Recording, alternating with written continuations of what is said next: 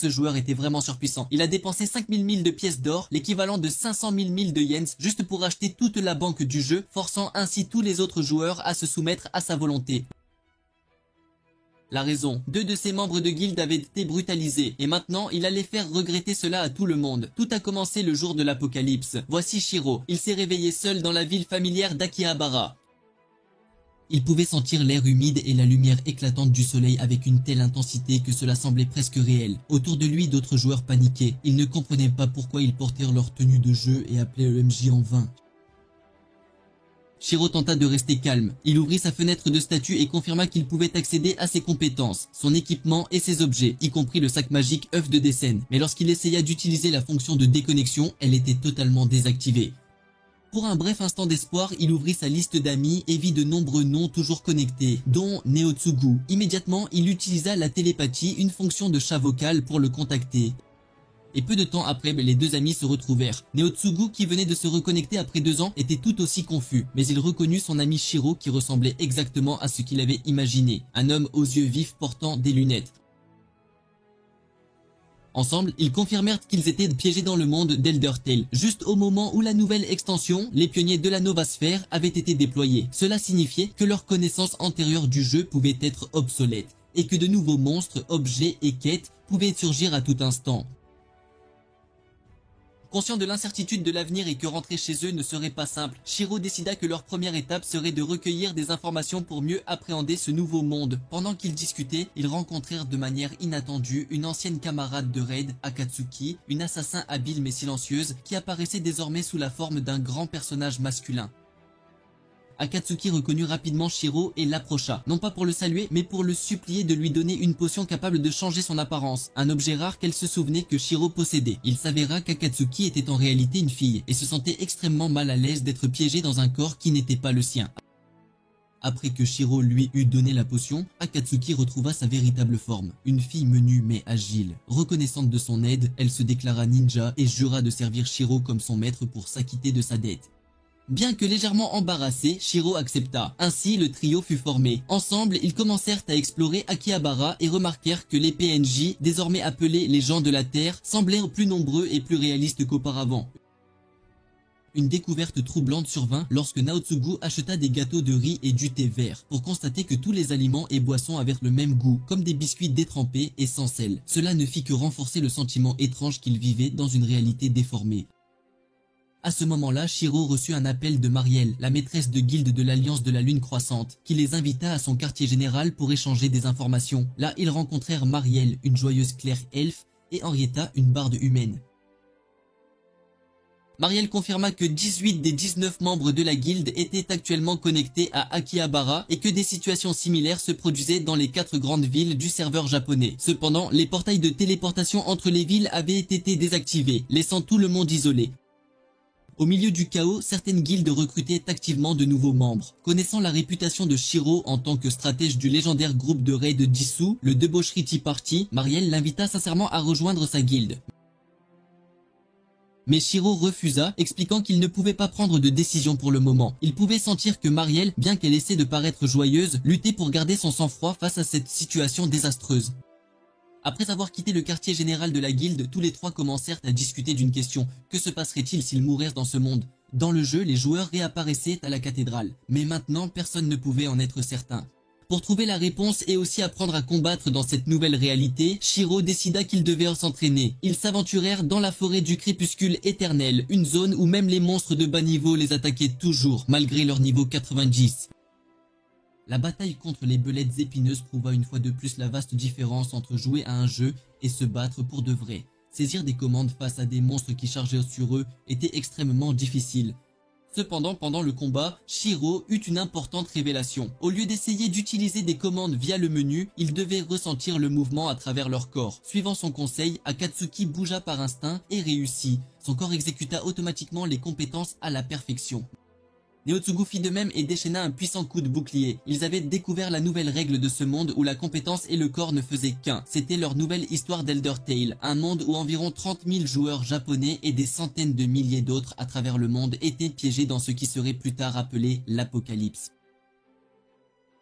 Pendant que Shiro et son équipe apprenaient à survivre à Akihabara, un appel à l'aide désespéré parvint de la ville septentrionale de Suzuki nommée Sarara. Une jeune membre de l'Alliance de la Lune croissante était en danger. Dans ce monde où la mort n'était plus une fin, un joueur était tombé au combat contre des monstres. Mais, tout comme dans le jeu, il fut ressuscité à la cathédrale. Cela confirma une vérité et apporta aussi un soulagement. Ils étaient bel et bien immortels. Piégé dans le monde du MMORPG Elder Tale, où environ 30 000 Japonais et des centaines de milliers de personnes dans le monde entier étaient confinés. Ce monde était devenu une réalité où la mort n'était qu'un inconvénient temporaire.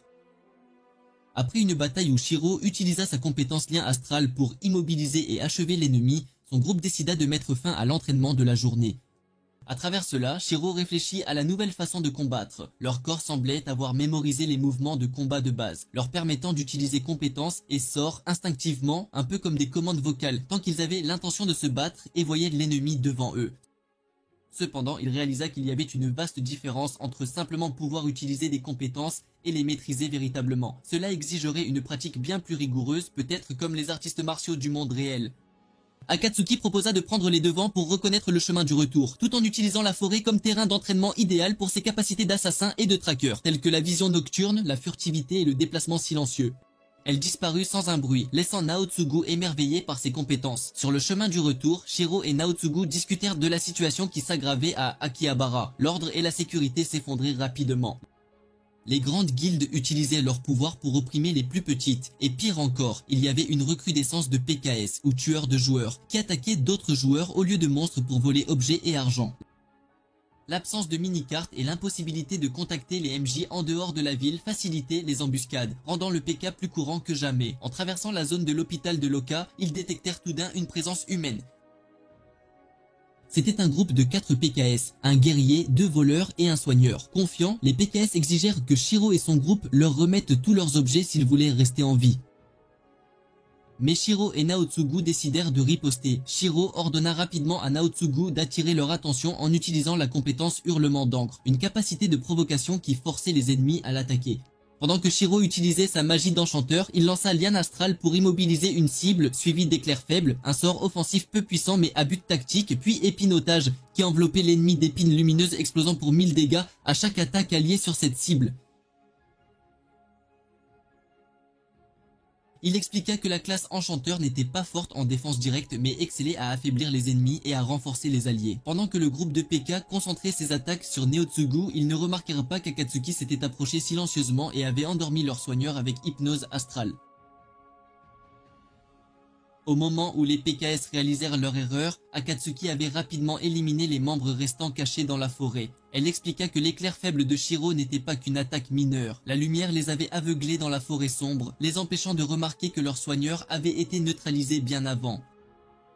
Leur coordination lâche et leur manque d'attention à l'état de leurs coéquipiers menèrent à leur défaite dévastatrice. Après la bataille, le groupe réfléchit à la cause profonde de l'augmentation des incidents de PK.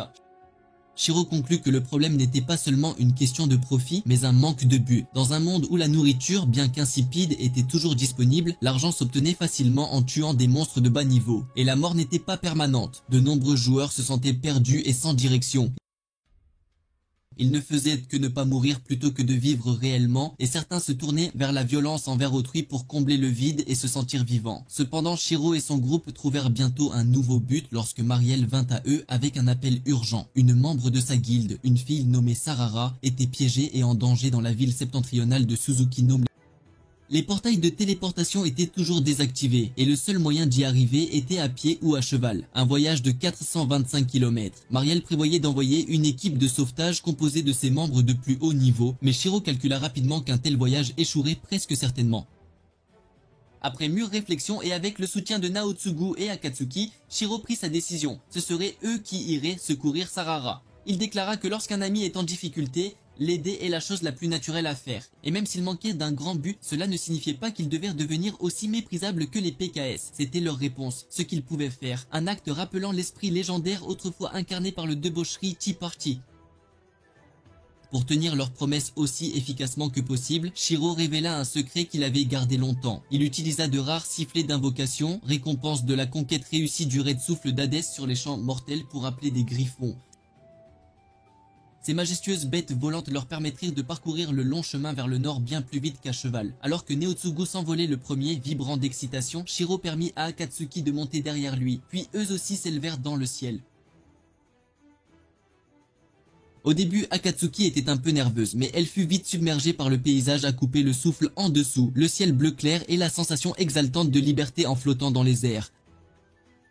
Ainsi commença la mission de sauvetage du trio. 3 jours s'étaient écoulés depuis que le groupe de Shiro avait quitté Akihabara. Ils étaient partis secourir la jeune fille nommée Sarara, piégée dans la ville septentrionale de Suzuki no Mega. Grâce au Griffon, bien que limités à seulement 4 heures de vol par jour, ils avaient réussi à couvrir une distance qui aurait pris 2 semaines à cheval. En survolant les montagnes de la Larme de Pierre, ils aperçurent plusieurs wyverns planant dans les airs, confirmant que les monstres apparaissaient toujours dans des régions familières, tout comme dans le jeu. Réalisant que survoler la chaîne de montagnes serait trop dangereux, Shiro décida de mettre en œuvre le plan de secours, voyager via une ancienne route souterraine connue sous le nom de Palm Deep. En entrant, le groupe fut émerveillé par sa grandeur, un vaste et complexe labyrinthe de tunnels et d'anciennes mines, bien plus massif et époustouflant que tout ce qu'ils avaient jamais vu sur un écran d'ordinateur. Cependant, la réalité apportait aussi la décrépitude. De nombreuses sections de la caverne s'étaient effondrées, très différentes de leur apparence dans le jeu. Peu après, ils rencontrèrent un groupe d'hommes rats, l'une des races demi-humaines de ce monde. Bien que des monstres de bas niveau capables de propager des maladies, ils n'attaquèrent pas. Leurs instincts leur disaient que la différence de niveau entre eux et le groupe de Shiro était bien trop grande. Même ainsi, Shiro nota qu'ils pouvaient devenir dangereux s'ils étaient acculés. Alors pour éviter de perdre du temps et de risquer une infection due à leurs effets de maladie, il décida qu'il devait trouver une autre route. Pendant un bref repos, ils furent une fois de plus rappelés à l'une des dures réalités de ce monde, la nourriture insipide. Même préparé via les commandes du menu, chaque plat, du curry de fruits de mer au jambalaya, partageait la même saveur fade comme une bouillie sans sel. Bien que les ingrédients bruts comme le sucre, le sel et les fruits conservaient leur goût original, les combinés ne produisaient qu'une bouillie fade, salée ou sucrée, leur faisant regretter la saveur des fast-foods et des bentos de supérette. À ce moment-là, Shiro reçut un appel télépathique de Marielle. Elle l'informa qu'elle avait réussi à contacter Sarara par télépathie. La jeune fille était en sécurité et actuellement protégée par un joueur bienveillant à Suzuki no Moro. Pendant ce temps, à Suzuki-no, Sarara s'ennuyait énormément dans sa cachette, regrettant son choix de la sous-classe inutile de femme de chambre et passant le temps à nettoyer, ce qui, incidemment, fit augmenter son niveau de femme de chambre. Peu de temps après, celui qui l'avait sauvé et abrité, un homme-chat nommé Nayanta, revint, apportant de sombres nouvelles sur la situation de la ville. La guilde Brigandia semait la terreur, pillant et tourmentant aussi bien les autres joueurs que les gens de la Terre. Malgré tout, il rassura Sarara et lui dit que l'équipe de sauvetage arriverait demain midi. De retour dans le Palm Deep, le groupe de Shiro fit face à un obstacle majeur lorsqu'un pont branlant qu'il traversait s'effondra soudainement, faisant tomber Shiro dans l'abîme. Pendant la chute libre, des souvenirs affluèrent dans l'esprit de Shiro. Il se rappela avoir été une personne introvertie qui se sentait toujours seule, même parmi ses amis, et comment Eldertale était devenu son échappatoire. Grâce à ses vastes connaissances, il devint rapidement un joueur vétéran respecté, mais sa renommée apporta aussi des désagréments, car les gens cherchaient constamment à l'exploiter pour des objets rares et des informations, le laissant fatigué et frustré. Puis il se rappela les jours les plus heureux de sa vie, lorsqu'il était membre du debaucherie Tea Party, aventurant avec de vrais amis et éprouvant la joie de la découverte. Ses souvenirs lui donnèrent de la force, et juste avant d'être englouti par l'obscurité, Akatsuki plongea après lui pour le sauver, tandis que Naotsugu les tira tous deux en sécurité.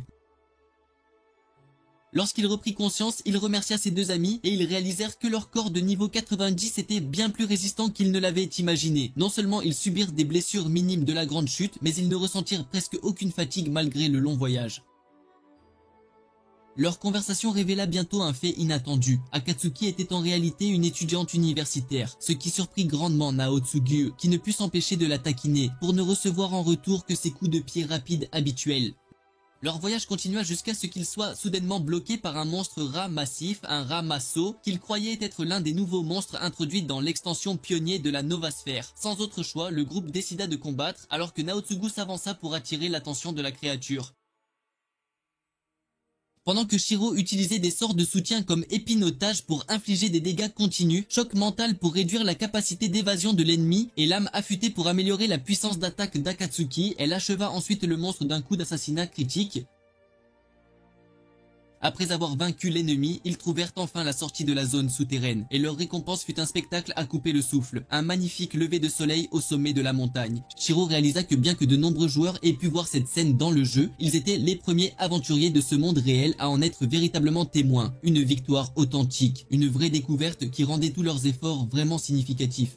Cependant, en contraste avec cette beauté sereine, à Suzuki-no, la brutalité de la guilde Brigandia et de son chef, Demikas, continuait sans relâche. Il ordonna à ses subordonnés de fouiller la ville à la recherche de Sarara et de l'homme-chat Nyanta.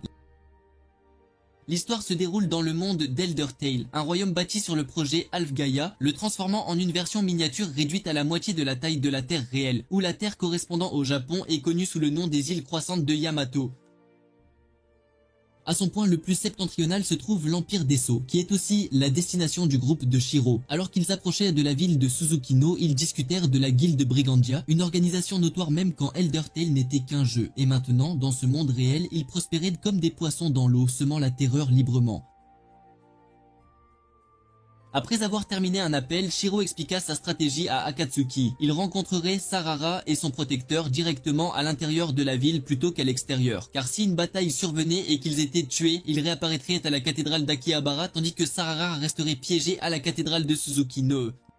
De plus, puisque Sarara était sur la liste d'amis d'un membre de Brigandia, elle serait traquée dès qu'elle quitterait la zone de sécurité privée où elle se cachait. Par conséquent, ils devaient agir rapidement et de manière décisive avant que l'ennemi ne puisse les rattraper. Suivant les ordres de Shiro, Akatsuki utilisa ses compétences de classe tracker, dissimulation et déplacement silencieux pour devenir invisible tandis que le groupe commençait sa mission de sauvetage. Dès qu'ils entrèrent dans la ville de Suzuki-o, leur présence fut immédiatement détectée par des membres de Brigandia qui cherchaient frénétiquement Sarara. Cependant, le groupe de Shiro atteignit rapidement le point de rendez-vous, un endroit appelé le corridor du temps, où ils trouvèrent Sarara. À leur grande surprise, celui qui l'avait secouru et protégé n'était autre que Nyanta, un homme-chat bretteur de niveau 90 et un ancien camarade, un coéquipier respecté que Shiro avait autrefois appelé chef durant les jours glorieux du debaucherie Tea Party. Ces retrouvailles inattendues apportèrent une grande joie et une confiance renouvelée. Avec son allure de gentleman et son habitude de terminer ses phrases par « miaou », Nyantar accepta volontiers de les accompagner à Akihabara car il n'avait plus aucune raison de rester à Suzuki no More.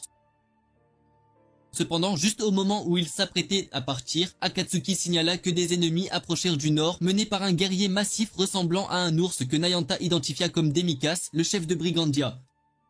Sans hésiter, ils s'échappèrent rapidement par l'arrière, mais peu après, ils furent encerclés par toutes les forces de Brigandia. Demikas se moqua et menaça Sarara, prévoyant de tuer Nyanta en premier pour briser son esprit et la forcer à se soumettre. Face à une armée écrasante, Sarara trembla de peur. Mais Nyanta et Shiro restèrent parfaitement calmes. Shiro nargua Demikas, l'appelant demi-glace et se moquant de sa lâcheté, puis proposa un duel entre les guerriers les plus forts pour régler les choses une bonne fois pour toutes. Avec une ruse subtile, Shiro détourna l'attention de Demikas et désigna plutôt Landark d'acier gris, un sorcier qui semblait être le combattant le plus capable. Finalement, son orgueil profondément blessé, Demikas rugit de fureur et accepta le duel avec Nyanta. La bataille commença. Demikas, un moine de niveau 90, chargea avec un barrage d'attaques rapides et consécutives, tandis que Nyanta comptait sur son agilité et ses deux rapières pour esquiver et contre-attaquer. Avec une précision habile, il appliqua des affaiblissements pour réduire la puissance d'attaque, la défense et l'évasion de Demikas, faisant progressivement tourner le cours de la bataille en sa faveur. Réalisant qu'il perdait, Demikas rompit sa promesse et ordonna à ses membres de guilde de se joindre au combat. Naotsugu activa immédiatement sa compétence hurlement d'encre pour attirer l'attention des soigneurs ennemis, tandis que Sarara, suivant les instructions de Shiro, commença à soigner Nyanta et Naotsugu. Cependant, en raison de son faible niveau, elle s'épuisa rapidement. Alors que la santé de Naotsugu approchait de l'épuisement, Shiro lui fit signe d'utiliser sa compétence défensive ultime, Château de Pierre, une technique qui créait une barrière impénétrable pendant 10 secondes, mais avait un temps de recharge de 10 minutes. Demika et ses subordonnés riaient avec mépris, croyant que c'était un acte désespéré, mais ils n'avaient aucune idée que tout cela faisait partie d'un piège minutieusement tendu. Pendant ces 10 précieuses secondes, Sarara a versé toute sa force pour restaurer complètement la santé de Naotsugu. Et au moment où le château de pierre s'est dissipé, Shiro a déchaîné son atout majeur. Il a lancé otage épineux sur Demika, et à cet instant précis, Nyanta s'est élancé, assénant une série stupéfiante de 9 coups en moins de 2 secondes. Les 5 premiers coups ont détruit le premier ensemble d'épines, infligeant 5000 points de dégâts. Puis, avec un timing parfait au millième de seconde, Shiro a relancé Otage épineux dès que son temps de recharge s'est réinitialisé et les 4 coups suivants de Nayanta ont déclenché le second ensemble d'épines, infligeant 4000 points de dégâts supplémentaires. Combiné aux dégâts de l'arme, ce combo dévastateur a complètement anéanti la barre de vie de Demikaz en un instant, le laissant ainsi que toute la guilde Brigandia stupéfait d'horreur et d'incrédulité. Leur chef vaincu, Shiro a déclaré victoire et annoncé que la route entre Suzuki-no et Akihabara était sécurisée, mettant fin au règne de terreur de Brigandia. Avant d'être renvoyé à la cathédrale, Demikaz a juré qu'il n'oublierait jamais le visage du méchant à lunettes, Shiro. Sans perdre un seul instant, le groupe a invoqué ses griffons et s'est envolé dans le ciel, échappant à Suzuki-no au milieu de l'étonnement de leurs ennemis. Sur le chemin du retour, Akatsuki a réfléchi au travail d'équipe extraordinaire dont elle venait d'être témoin. Une stratégie impeccable exécutée sans un mot échangé et ensemble, ils sont rentrés chez eux à Akihabara. Dans le monde d'Eldertale, les personnages non-joueurs ou PNJ étaient généralement des entités sans vie, répétant sans fin des lignes préprogrammées, n'existant que pour remplir leur rôle désigné au sein du jeu. Cependant, depuis l'événement connu sous le nom d'Apocalypse, un changement profond s'était produit. Après avoir réussi à sauver Sarara de Suzuki-no et traverser le canal du port de lumière sur des griffons, le groupe a décidé de camper et de se reposer. C'est là qu'une découverte révolutionnaire a complètement changé leur compréhension de ce monde. Nayanta, dont la sous-classe était un chef de niveau 90, a utilisé les ingrédients bruts qu'ils avaient récoltés pour cuisiner à la main sans dépendre du système de menu du jeu et a produit des plats avec une saveur réelle. Un festin somptueux de viande grillée parfumée et de sauces riches, brisant la règle de la nourriture insipide qu'ils avaient endurée si longtemps. Cela prouvait que dans cette nouvelle réalité, les compétences d'artisanat comme la cuisine n'étaient plus de simples mécaniques de jeu, mais de véritables capacités capables de produire des résultats réels et tangibles si l'utilisateur possédait une expertise suffisante. Après ce repas satisfaisant, le groupe s'est formellement présenté les uns aux autres, au cours duquel Akatsuki et Sarara ont appris que Shiro, Naotsugu et Nayanta étaient autrefois des membres clés du légendaire groupe de raid connu sous le nom de Debaucherie Tea Party. Un groupe non classé comme une guilde, mais plutôt un rassemblement de joueurs d'élite qui partageaient la même passion pour l'aventure. Cette vérité expliquait leur coordination extraordinaire au combat ainsi que leur possession d'objets rares tels que des griffons.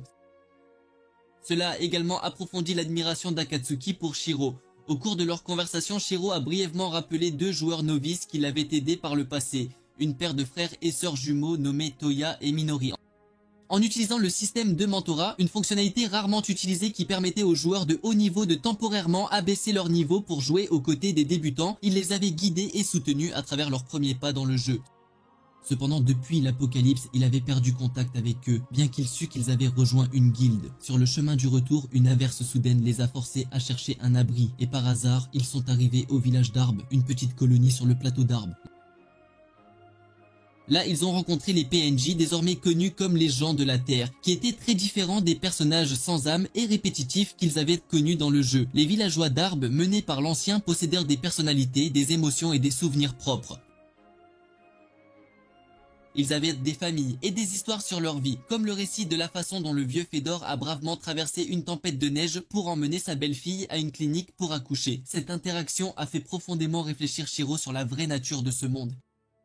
Ils ont réalisé que les gens de la Terre étaient vraiment humains. Ils vivaient en harmonie avec leur terre et menaient leur propre vie indépendante. Cela a soulevé une question profonde. Peut-être étaient-ce les aventuriers, avec leur corps puissant et leur capacité à ressusciter à l'infini, qui étaient les véritables anomalies de ce monde.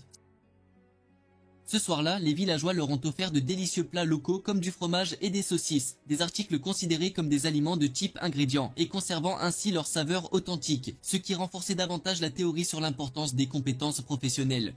Pendant ce temps, à Akihabara, une image complètement différente se dessinait. La ville était tombée dans un chaos silencieux, où les forces attaquaient aux faibles. Les frères et sœurs jumeaux, Toya et Minori, après s'être retrouvés piégés, avaient rejoint une guilde dans l'espoir de trouver la sécurité, mais furent plutôt exploités sans pitié. Ils étaient forcés de collecter des matériaux toute la journée, et s'ils ne parvenaient pas à atteindre leur quota, ils étaient punis. Leur vie était remplie de désespoir et de souffrance. Dans ces moments les plus sombres, Minori se demandait souvent ce que son professeur Shiro aurait fait à sa place. Le lendemain, alors que Toya continuait de travailler, une voix familière a résonné sur la place, c'était celle de Mariel annonçant le retour en toute sécurité de Sarara. Dans ce moment fugace, l'espoir s'est allumé en Toya, qui a couru vers la voix et a finalement aperçu Shiro, le mentor qu'ils avaient tant désiré revoir. Pourtant, il a choisi de ne pas l'approcher, se détournant plutôt, déterminé à affronter ses propres difficultés seul. Dans le nouveau monde d'Eldertale, les guildes jouaient un rôle immensément important. Elles n'étaient plus de simples groupes temporaires de joueurs, mais des organisations structurées, offrant de nombreux avantages tels que le stockage partagé, des systèmes de communication privés, et surtout l'accès au hall de guilde au sein du bâtiment de guilde. Au retour en toute sécurité de Sarara, sa guilde, l'Alliance de la Lune Croissante, a organisé un grand festin de bienvenue. Cet événement est devenu remarquable car il a marqué la première fois que tout le monde pouvait goûter des aliments avec une saveur réelle, grâce à la cuisine magistrale de Nayanta. Cependant, cette joie s'accompagnait aussi de la réalisation que tout le monde ne pouvait pas reproduire une telle saveur. Cela exigeait la compétence du chef à un certain niveau, et même parmi ceux de niveau égal, le goût variait toujours en fonction du savoir-faire individuel. Reconnaissant l'importance stratégique de cette découverte, Mariel a décidé de la garder secrète pendant un certain temps pour éviter un chaos inutile au sein de la ville. Pendant la fête, alors que l'atmosphère était joyeuse et animée, Shiro a approché Mariel pour une conversation privée. Il l'a interrogée sur la situation à Akihabara pendant son absence et elle a partagé sur un ton plutôt pessimiste que bien que les incidents de PK aient diminué, la ville semblait développer un ordre social souterrain où de puissantes guildes comme DDD avec plus de 1500 membres établissaient progressivement des règles non écrites et prenaient le contrôle des meilleurs terrains de chasse, désavantageant les guildes plus petites. La situation est devenue encore plus compliquée lorsque d'autres guildes puissantes, telles que les chevaliers de l'épée noire et l'épée d'argent, incapables de rivaliser en nombre, ont décidé de se concentrer sur la qualité, en s'efforçant d'atteindre les niveaux 91 et même 100 après que le plafond de niveau ait été relevé dans la nouvelle extension. Pour y parvenir, ils avaient formé une alliance avec une guilde infâme appelée Amelin, une organisation spécialisée dans l'attraction de nouveaux joueurs pour les exploiter, s'emparant des précieuses potions X qui leur étaient distribuées quotidiennement, et les vendant aux grandes guildes pour en tirer profit. Après avoir entendu tout cela, Shiro est tombé dans une profonde contemplation. Il a réalisé que le chaos et la corruption à Akihabara n'étaient pas la faute d'un seul individu, mais la responsabilité collective de tous, y compris lui-même, qui avait choisi de rester à l'écart et de ne rien faire. Désormais, il ne pouvait plus l'ignorer. Ses pensées furent interrompues lorsqu'il se souvint des frères et sœurs jumeaux Toya et Minori qu'il avait autrefois aidés. Tous deux se trouvaient actuellement dans la guilde Amelin. La culpabilité et le remords dans son cœur le poussèrent à agir. Après une nuit blanche et une conversation avec Nayanta sur la nature des relations et l'importance de s'efforcer de créer quelque chose de significatif, Shiro a finalement trouvé sa réponse. Il a décidé qu'il ne pouvait plus fuir ou blâmer le système. Il devait apporter le changement lui-même. Shiro a contacté Minori, utilisant un simple système de code basé sur des toux pour confirmer la situation des frères et sœurs. Il a promis qu'il viendrait les secourir et leur a dit de lui faire confiance. Immédiatement après, il a rassemblé tout le monde. Naotsugu, Akatsuki, Nayanta, Sarara et toute la guilde de l'Alliance de la Lune Croissante. Il a annoncé son plan non seulement pour secourir Toya et Minori de Amelin, mais aussi pour assainir toute la ville d'Akihabara. Il a dénoncé la lâcheté, la mesquinerie et la misère qui avaient englouti la ville, un endroit où les gens semblaient simplement exister plutôt que de vivre réellement. Il a affirmé que 30 000 joueurs n'étaient pas un si grand nombre et qu'ils avaient tous sous-estimé ce monde. Ils devaient devenir plus déterminés. Son plan a commencé par une exigence et un capital initial de 5000 000 d'or, une somme colossale. Cependant, il a expliqué que l'argent n'était que le début. Le plus important était l'espoir et la bonne volonté de chacun. Il croyait que si tous ceux qui aimaient cette ville unissaient leurs forces, ils pourraient triompher. Pour réaliser ce plan, il a déclaré qu'il formerait sa propre guilde. Au milieu de la surprise et de l'excitation de tous, Shiro a annoncé le nom de sa guilde, Log Horizon, avec un objectif clair et un plan audacieux. Shiro a commencé la première phase de sa campagne pour transformer le visage d'Akihabara. Il avait besoin d'un capital énorme de 5000 000 d'or, un chiffre qui pour Mariel et les membres de l'Alliance de la Lune Croissante était complètement impensable, car leur trésorerie totale s'élevait à seulement 60 000 d'or. Pour commencer à exécuter le plan, toute la guilde est passée à l'action sous le commandement de Shiro. Ils ont commencé à chasser des sangliers dans la forêt du Jardin Royal, mais pas pour collecter de la viande comme un butin ordinaire. Au lieu de cela, ils visaient à les capturer vivants. Ils avaient découvert que si un cuisinier expérimenté préparait des animaux capturés vivants, la créature entière pouvait être utilisée, produisant bien plus d'ingrédients que de simplement les vaincre et collecter des objets. Pendant ce temps, au hall de guilde, Nayanta est devenu le professeur pour ceux qui souhaitaient apprendre l'art de la cuisine. Il leur a appris à assaisonner les aliments et à créer des plats avec une saveur réelle. Pendant ce temps, bien que Mariel ne fût pas habituée à la paperasse, elle a dû se débattre avec des piles de budget et de documents que Shiro et Henrietta avaient préparés. Shiro a travaillé sans relâche, élaborant des plans détaillés, recueillant des informations sur toutes les guildes d'Akihabara et évaluant leurs capacités et leurs effectifs, à tel point que même Henrietta ne pouvait s'empêcher d'admirer la détermination et l'efficacité de sa stratégie.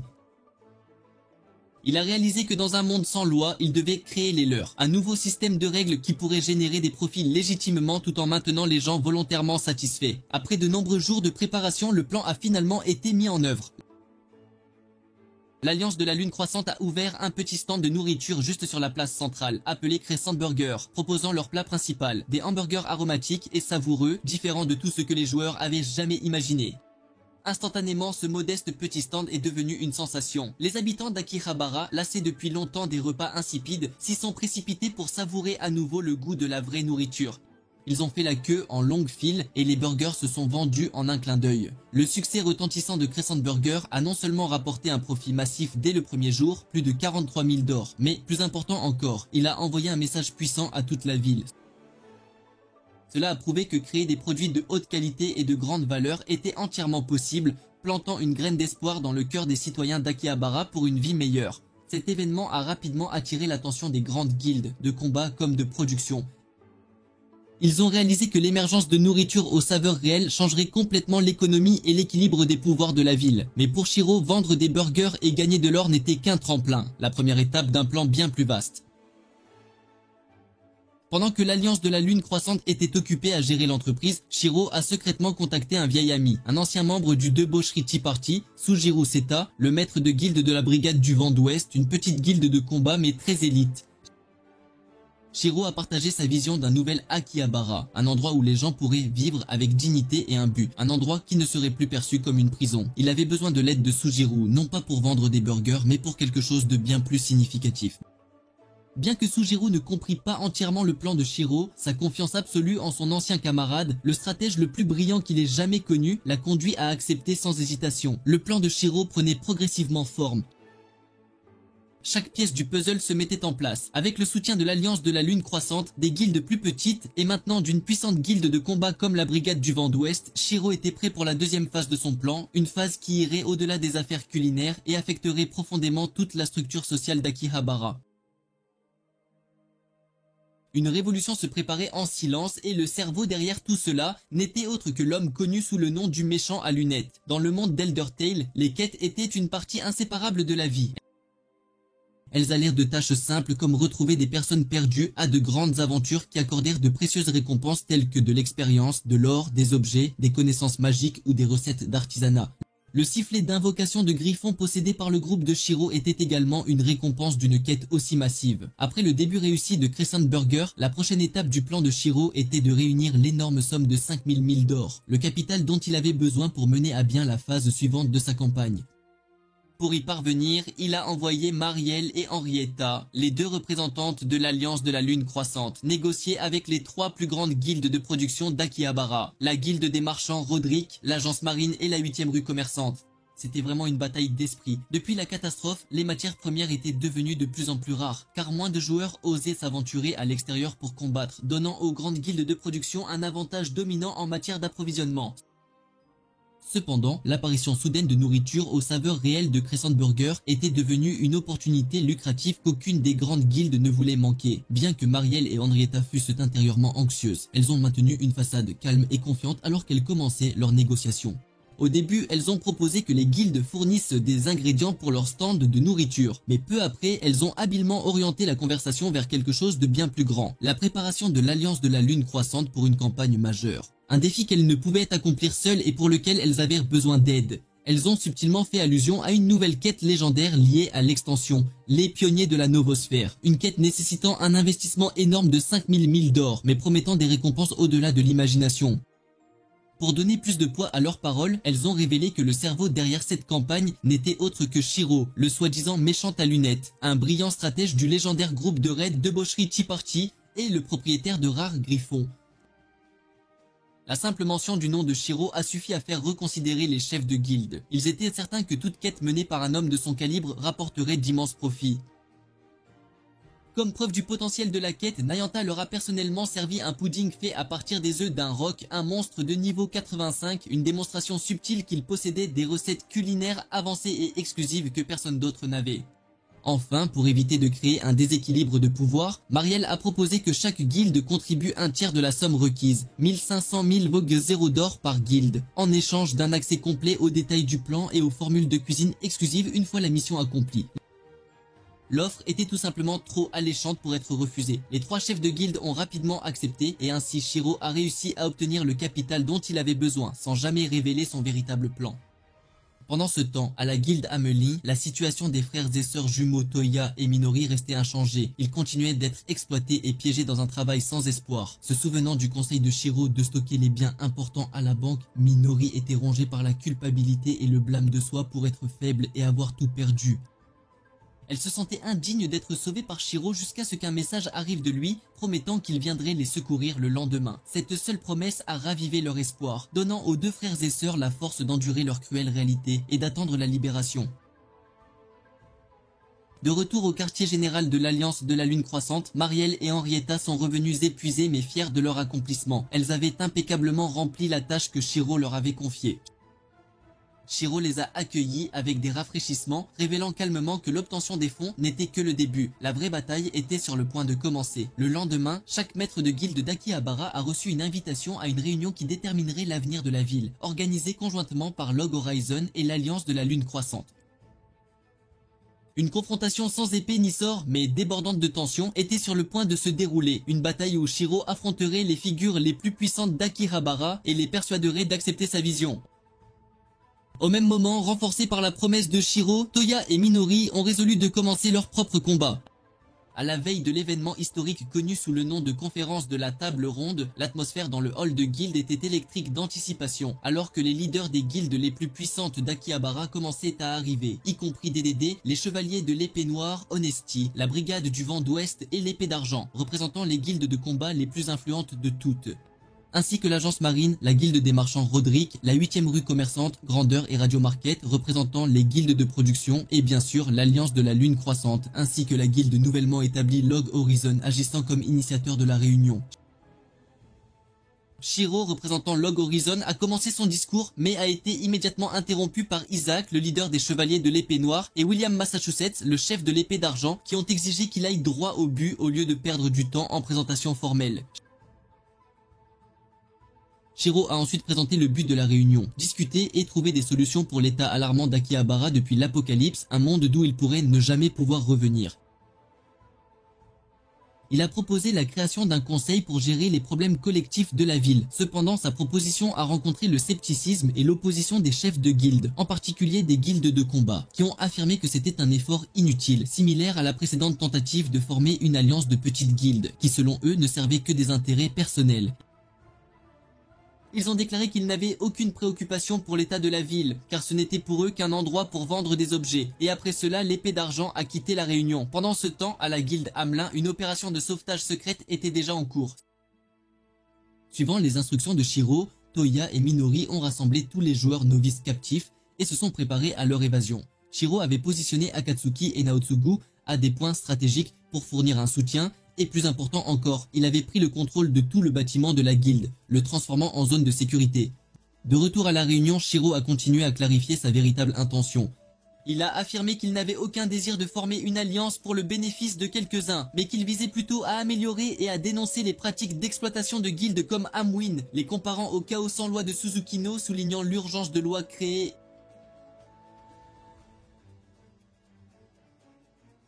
et appliquées par les joueurs eux-mêmes.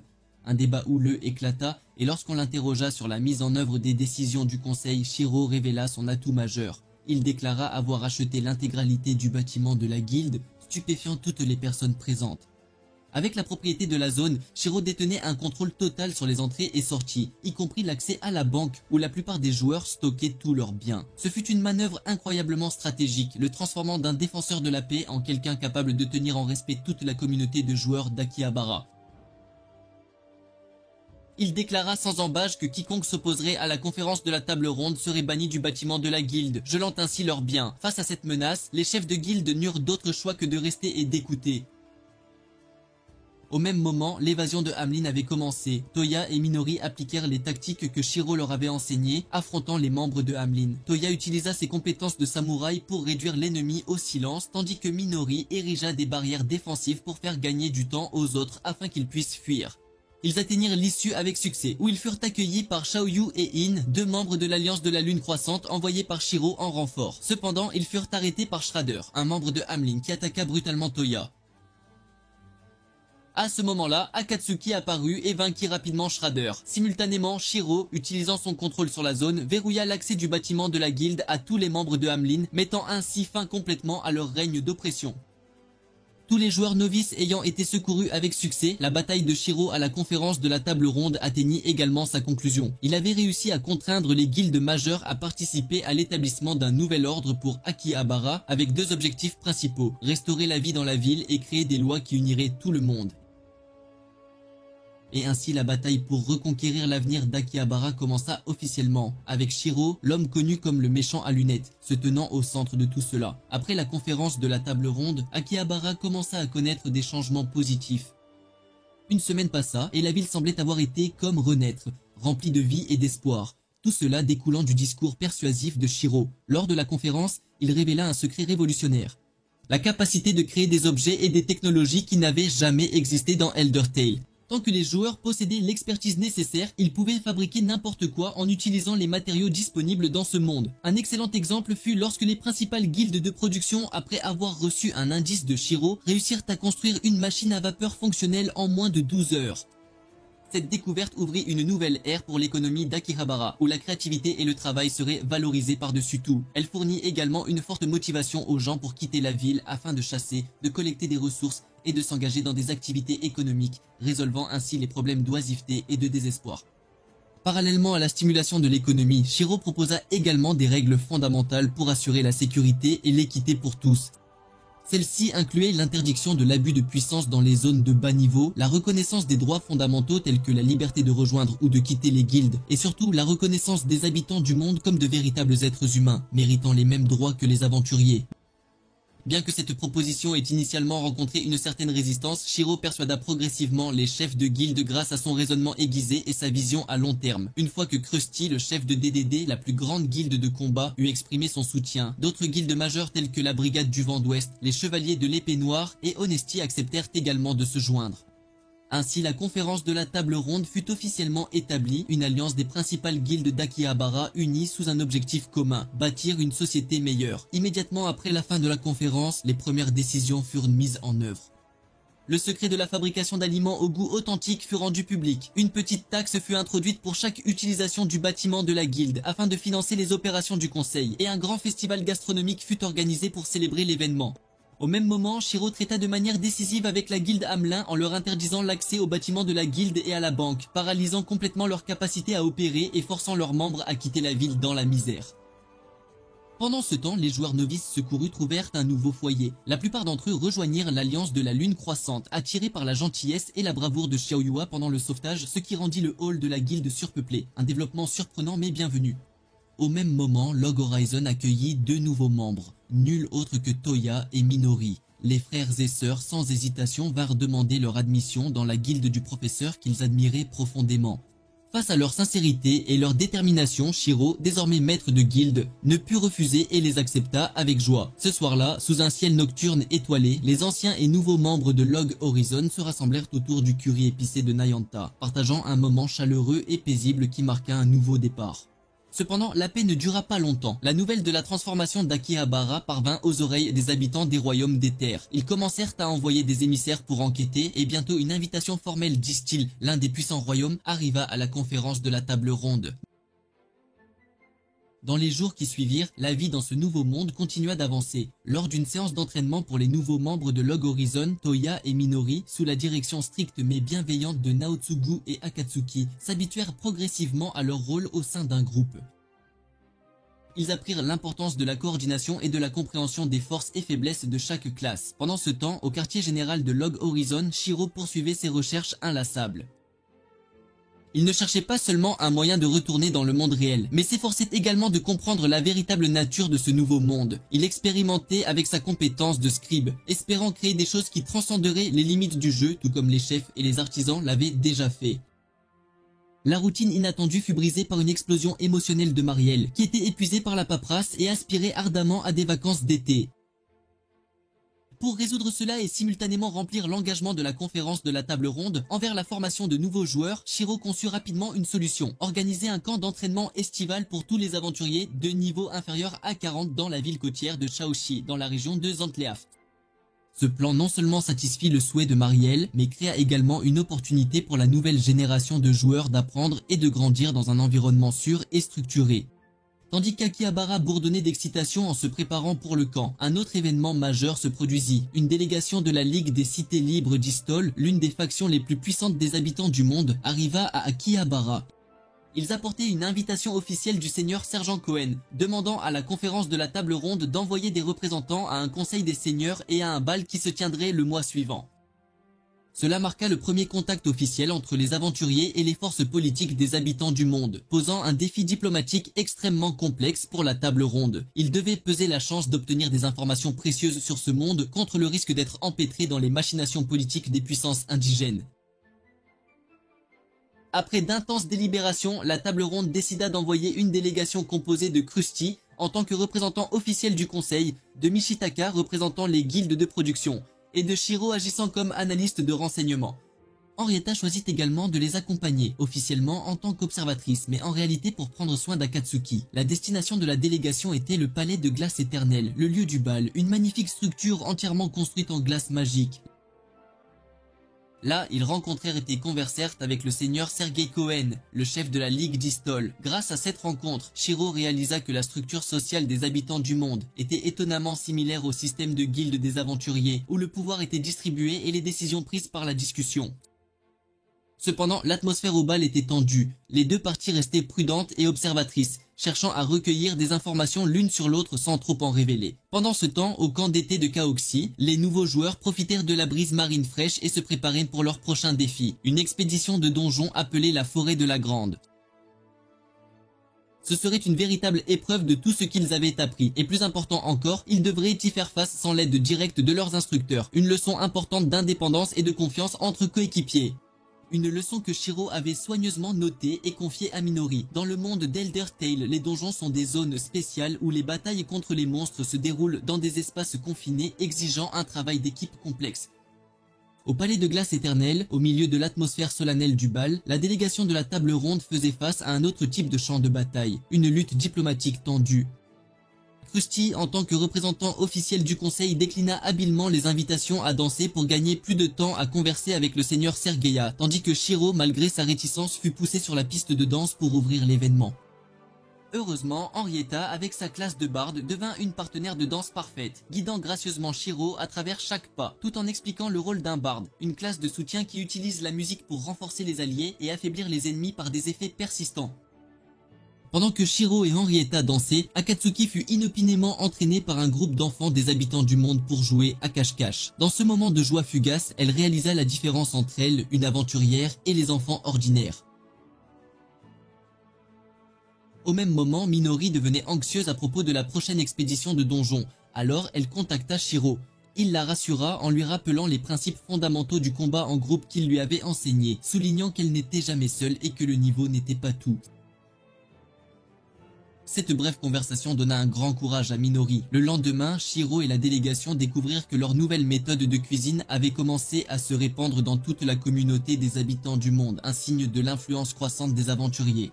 Shiro expliqua que pour éviter de causer des effets négatifs, il devait mieux comprendre ce monde. Il analysa également la situation politique complexe de la Ligue d'Isto, où des familles nobles tentèrent de rallier les aventuriers à leur cause.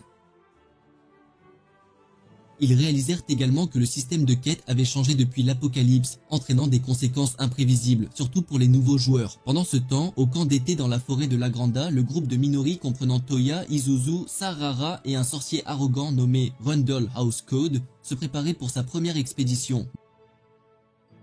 Bien que des désaccords initiaux aient surgi en raison de leur personnalité conflictuelle, ils finirent par entrer dans le donjon. Leur première bataille contre un groupe de 3 squelettes se déroula relativement bien. Toya, agissant comme le tank samouraï, attira habilement l'attention de l'ennemi avec des attaques à longue portée, tandis que Rundle House démontra le pouvoir destructeur d'un sorcier.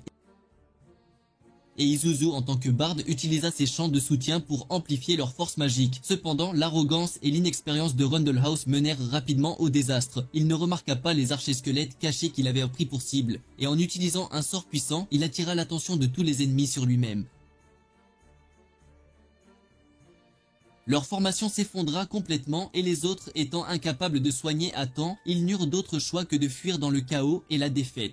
Au même moment, au bal, Krusty déclina poliment mais fermement l'invitation d'un certain seigneur et s'approcha plutôt de la princesse Lenishal Hardcohen, petite fille du seigneur Sergeia et l'une des figures les plus importantes d'Istil, l'invitant à danser. Ce fut une manœuvre diplomatique significative. Dans le monde d'Eldertale, outre les aventuriers et les habitants du monde, il existait également des races demi-humaines telles que les gobelins, des créatures cruelles et nombreuses. Bien qu'individuellement plus faibles qu'un aventurier de niveau intermédiaire, leur force résidait dans leur nombre écrasant et leur diversité. Ils occupaient principalement les régions nord-est de l'archipel de Yamato.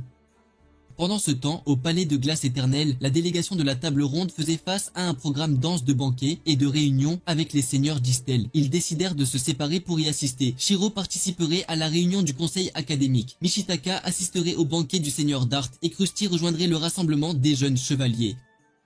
Confiant en sa capacité à gérer la flatterie, Krusty s'arma d'un bouclier exceptionnellement robuste, nul autre que la princesse Lanisha elle-même, qu'il avait astucieusement transformée en sa compagne tout au long de la conférence. Lanisha, une princesse à la nature mélancolique mais intrinsèquement paresseuse, qui ne souhaitait rien de plus que de paresser toute la journée, trouva initialement la présence de Krusty extrêmement gênante, le croyant capable de lire ses pensées.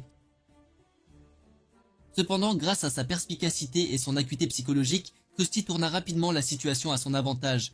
Il proposa un arrangement mutuellement bénéfique. Ils apparaîtraient ensemble, offrant l'excuse parfaite pour éviter les réunions sociales fastidieuses, tout en servant de bouclier contre l'examen minutieux des autres seigneurs et nobles. Lors d'un match amical contre les chevaliers d'Istal, Krusty démontra la puissance écrasante d'un aventurier de niveau 90. Il vainquit facilement tous ses adversaires et gagna sa récompense, l'honneur d'escorter la princesse Lanicia au banquet du soir. Au cours de leur conversation privée, Krusty brisa progressivement la carapace de Lanicia. Il la compara à sa jeune sœur dans le monde réel qui partageait des habitudes de paresse similaires et admit que sa présence apaisait son mal du pays. À travers leurs échanges, il illustra subtilement la différence fondamentale entre les aventuriers et les habitants du monde, la liberté. La liberté de faire ce que l'on désirait, de dormir quand on le voulait et de voyager partout, bien que cette liberté exigeât également une grande détermination et responsabilité. Ce qui commença comme une relation d'exploitation mutuelle se transforma lentement en une relation de compréhension et d'empathie. Pendant ce temps, au camp d'été, le groupe de Minori, après son premier échec, continuait de lutter dans sa tentative de conquérir le donjon de la forêt de la Grande. Ils échouèrent à plusieurs reprises, accablés par le blâme de soi et l'impuissance. Isuzu commença même à douter de sa propre force, se demandant si elle était trop faible et manquait de potentiel. Malgré sa propre anxiété, Minori s'efforça de rester inébranlable, croyant que c'était une épreuve qu'ils devaient surmonter par eux-mêmes. Au même moment, la bataille d'esprit entre la conférence de la table ronde et la Ligue d'Istal continuait.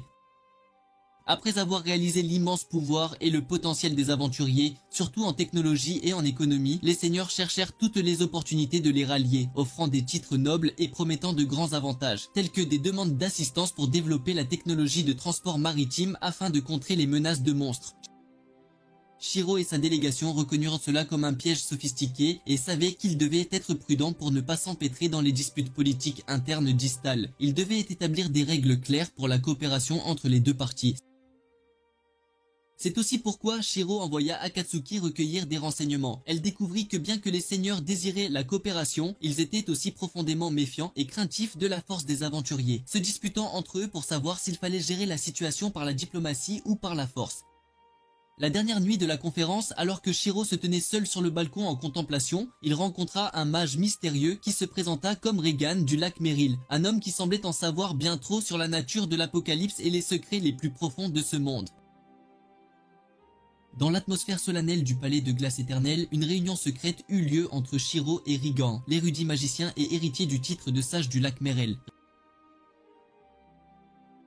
Regan révéla une hypothèse surprenante. L'événement connu sous le nom d'Apocalypse était la troisième activation d'une magie de classe mondiale appelée Fraction du Monde. La première eut lieu il y a 350 ans, lorsque les princesses de la race elfe, poussées par la vengeance, utilisèrent le sort pour créer des races demi-humaines à partir d'âmes errantes, plongeant le monde dans un âge de ténèbres. La seconde eut lieu il y a 240 ans, lorsque la magie d'invocation divine fut utilisée pour amener les aventuriers, messagers des dieux, dans ce monde afin de combattre les demi-humains. Regan expliqua que selon la théorie de l'âme, la vie se compose de deux types d'énergie, la psyché ou l'âme équivalente au PM contenant la conscience et la personnalité, et l'anima ou le corps équivalent au PV détenant les souvenirs stockés dans le cerveau. Lorsqu'une personne du monde meurt, son anima et sa psyché se dissolvent complètement. Cependant, un aventurier possède un mécanisme de résurrection similaire à celui des demi-humains, permettant à sa psyché de retourner à la cathédrale et de reconstruire son anima. Pourtant, ce processus est imparfait, entraînant la perte d'une partie de leur expérience, ou en d'autres termes, une partie de leur mémoire. Cela implique qu'à chaque fois qu'un aventurier meurt, il perd des fragments de ses souvenirs, possiblement même ceux liés au monde réel. Pendant ce temps, au camp d'été de Kaoxi, après une série d'échecs consécutifs, l'atmosphère au sein du groupe de Minori était devenue insupportablement lourde. Le blâme de soi et les accusations mutuelles les poussèrent au bord de l'effondrement. Toya, Rundlehouse, Isuzu et Sarara étaient tous plongés dans la frustration et l'impuissance. Malgré leurs meilleurs efforts, ils ne pouvaient comprendre pourquoi ils continuaient d'échouer, même aux défis les plus simples du donjon. Minori, qui avait fait de son mieux pour diriger le groupe selon les enseignements de Shiro, se sentait également confuse et anxieuse. Elle sentait qu'elle avait manqué quelque chose de vital, un élément essentiel du combat en groupe que Shiro n'avait jamais explicitement mentionné. Le lendemain matin, avant de se préparer pour une autre tentative probablement futile, Minori rassembla son courage et suggéra qu'ils arrêtent d'entrer dans le donjon pendant un certain temps. Elle proposa qu'au lieu de foncer tête baissée vers l'échec, ils prennent le temps de s'asseoir, de parler et de se comprendre véritablement. Elle avait réalisé que ce qui leur manquait n'était pas la force ou les tactiques, mais une véritable confiance et une connexion authentique. Ils étaient simplement un groupe d'étrangers réunis par le hasard, pas de vrais amis ou camarades. Ce n'est que lorsqu'ils pourraient se faire confiance et compter les uns sur les autres qu'ils deviendraient une véritable équipe capable de surmonter n'importe quel défi ensemble. Pendant ce temps, au palais, après avoir terminé sa conversation avec Regan, Shiro et sa délégation retournèrent à leurs négociations politiques. Ils firent face à des offres de coopération alléchantes mais dangereuses de la part des seigneurs, chacun avec ses propres agendas et stratagèmes pour attirer le pouvoir des aventuriers de leur côté. Mais avec sa compréhension plus profonde de la nature du monde et de ses dangers cachés, Shiro décida de maintenir une position neutre et prudente. Il savait qu'avant de prendre toute décision critique, ils devaient comprendre le monde et leur propre place en son sein. Ils ne pouvaient pas non plus s'empêcher de penser à ce que Regan avait révélé. Le risque de perdre des souvenirs à chaque mort, une vérité qui pourrait complètement changer la façon dont les aventuriers percevaient la vie et la mort dans ce nouveau monde. Ils savaient qu'ils ne pouvaient laisser personne d'autre le savoir, du moins pas avant d'avoir trouvé une solution. Après leurs échecs initiaux, le groupe de nouveaux joueurs au camp d'entraînement sous la direction de Minori fit finalement une percée. Ils ont réalisé que la cause profonde de leur défaite ne résidait pas dans les compétences individuelles ou les tactiques, mais dans leur manque de compréhension et de confiance. Minori a audacieusement suggéré qu'ils passent du temps à discuter pour apprendre les forces, les faiblesses, les préférences et les habitudes de combat de chacun. La discussion a commencé de manière un peu maladroite, mais à mesure que chacun s'ouvrait lentement, ils ont découvert des choses qu'ils n'avaient jamais su les uns sur les autres. Toya a expliqué le rôle d'un tank samouraï et l'importance d'attirer l'attention des ennemis, tandis que Rundlehouse ou Ruddy partageaient ses puissants sorts et leurs vulnérabilités associées. Isuzu a révélé une compétence de soutien unique, appelée Fugue du Lâche, qui pouvait réduire les dégâts perçus de l'ennemi, offrant ainsi un avantage tactique crucial. Grâce à cette conversation, ils ont réalisé que ce n'est qu'en combinant les forces de chaque individu qu'ils pourraient former une équipe véritablement solide. Forts de cette nouvelle compréhension, ils sont retournés au donjon de la forêt de Lagranda avec un esprit renouvelé. Cette fois, Minori, forte de la confiance et des connaissances acquises auprès de Shiro, a commandé le groupe avec brio. Elle a assigné des rôles clairs. Toya en tant que tank de première ligne attirant et retenant les ennemis, Sorara comme guérisseuse principale, Ruddy et Isuzu comme principaux infligeurs de dégâts, tandis qu'elle supervisait le champ de bataille et apportait son soutien aux besoins. En conséquence, ils ont facilement vaincu les ennemis qui les avaient autrefois forcés à fuir. Ils se sont déplacés avec coordination, ont attaqué en harmonie et se sont soutenus mutuellement sans accroc. Cette victoire leur a non seulement accordé de l'expérience et du butin, mais plus important encore, elle leur a apporté joie et confiance. Ils avaient appris la leçon la plus précieuse du travail d'équipe, la confiance. et étaient devenus de véritables amis. Pendant ce temps, au palais de glace éternelle, la délégation de la conférence de la table ronde, malgré des négociations politiques complexes, avait obtenu certains résultats. Bien qu'épuisé par les longues réunions, Shiro n'oubliait jamais de consacrer du temps à étudier et à approfondir ses recherches sur ce monde. Il continuait de pratiquer ses compétences de scribe, espérant créer des objets magiques capables de modifier le cours des événements. Les événements apparemment sans rapport au palais et au camp d'entraînement furent soudainement interrompus par une invasion de grande envergure de demi-humains. Une armée massive de Sawajin, des monstres pisciformes, émergea inopinément de la mer et attaqua la zone du camp de Chouchi.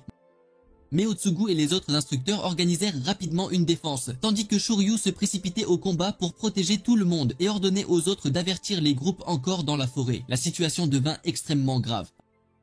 Alors que l'invasion se propageait sur toute la péninsule de Zantleaf, les aventuriers participant au camp d'entraînement furent plongés dans une véritable bataille pour leur survie. Bien que n'étant qu'un groupe improvisé, ils firent preuve d'une coordination remarquable pour repousser l'ennemi, gagnant un temps précieux pour que les nouveaux joueurs puissent se replier en sécurité. Pendant ce temps, au palais de glace éternelle, la nouvelle de l'invasion arriva rapidement. Grâce à une conférence télépathique d'urgence brillamment organisée, Shiro connecta tous les membres clés de la table ronde, les réunissant malgré leur dispersion géographique pour affronter la crise comme un seul homme. Il expliqua que cette invasion était une conséquence directe de l'événement Le Retour du Roi Gobelin, un événement récurrent dans le jeu qui, s'il était ignoré par les joueurs, déclencherait l'ascension d'une puissante armée de gobelins. Depuis l'apocalypse, personne n'était intervenu, ce qui signifiait que cette force gobeline était devenue plus puissante que jamais. Shiro révéla également une vérité troublante. La force militaire des gens de la Terre, y compris la Ligue d'Istu, était insuffisante pour résister à l'invasion. Et le statut des chevaliers d'Izumo, une armée légendaire du jeu, restait inconnu, face à une guerre inévitable de grande envergure, avec la possibilité de pertes dévastatrices, non seulement pour les aventuriers, mais aussi pour les mortels du pays, qui pouvaient mourir définitivement. L'atmosphère de la réunion devint de plus en plus tendue. Au palais, la princesse Lannister reçut la sombre nouvelle que son père devrait retourner à Mehama pour diriger la défense de la ville contre l'armée gobeline, tandis qu'elle et son grand-père devaient rester pour poursuivre la conférence et maintenir la stabilité politique. Cette situation força Lanisha dans une position difficile, la contraignant à affronter les responsabilités qu'elle avait toujours tenté de fuir. De retour au camp d'entraînement, les survivants de l'attaque initiale se regroupèrent sur le terrain de l'école, où la peur et la confusion se répandirent parmi tous. Neotsugu et les autres instructeurs firent de leur mieux pour les calmer tout en analysant la situation, concluant que la prochaine cible de l'armée gobeline était probablement la ville de Kaoxi, une ville sans murs, vulnérable aux assauts. Une vive dispute éclata parmi les nouveaux joueurs. Un côté plaidait pour la retraite afin de sauver leur vie, tandis que l'autre, mené par Toya, insistait sur le fait qu'ils ne pouvaient pas abandonner des innocents. À ce moment critique, Minori proposa un plan audacieux. Au lieu de défendre une ville indéfendable, ils devraient prendre l'initiative de frapper les premiers, de perturber les plans de l'ennemi et de prendre l'avantage. C'était une décision téméraire, mais elle montrait aussi la croissance et le sens des responsabilités de ces jeunes aventuriers. Ils avaient réalisé qu'en tant qu'aventuriers, ils possédaient un pouvoir. Et avec ce pouvoir venait le devoir de protéger les faibles, même quand personne ne le leur demandait, et même quand il n'y avait aucune récompense. Au même moment, Shiro prit également une décision. Il partagea un secret qu'il venait de découvrir. Chaque fois qu'un aventurier meurt, il perd une partie de ses souvenirs du monde réel. Cette révélation provoqua un choc énorme, mais Krusty déclara fermement que la peur n'était pas une option, et que l'inaction par crainte du risque était bien pire que la mort elle-même. Il partagea sa propre expérience, admettant qu'il avait déjà perdu une partie de ses souvenirs. Mais cela ne l'avait pas arrêté. Les mots de Krusty ravivèrent le courage de tous, les aidant à surmonter la peur et à se concentrer sur la recherche d'une solution.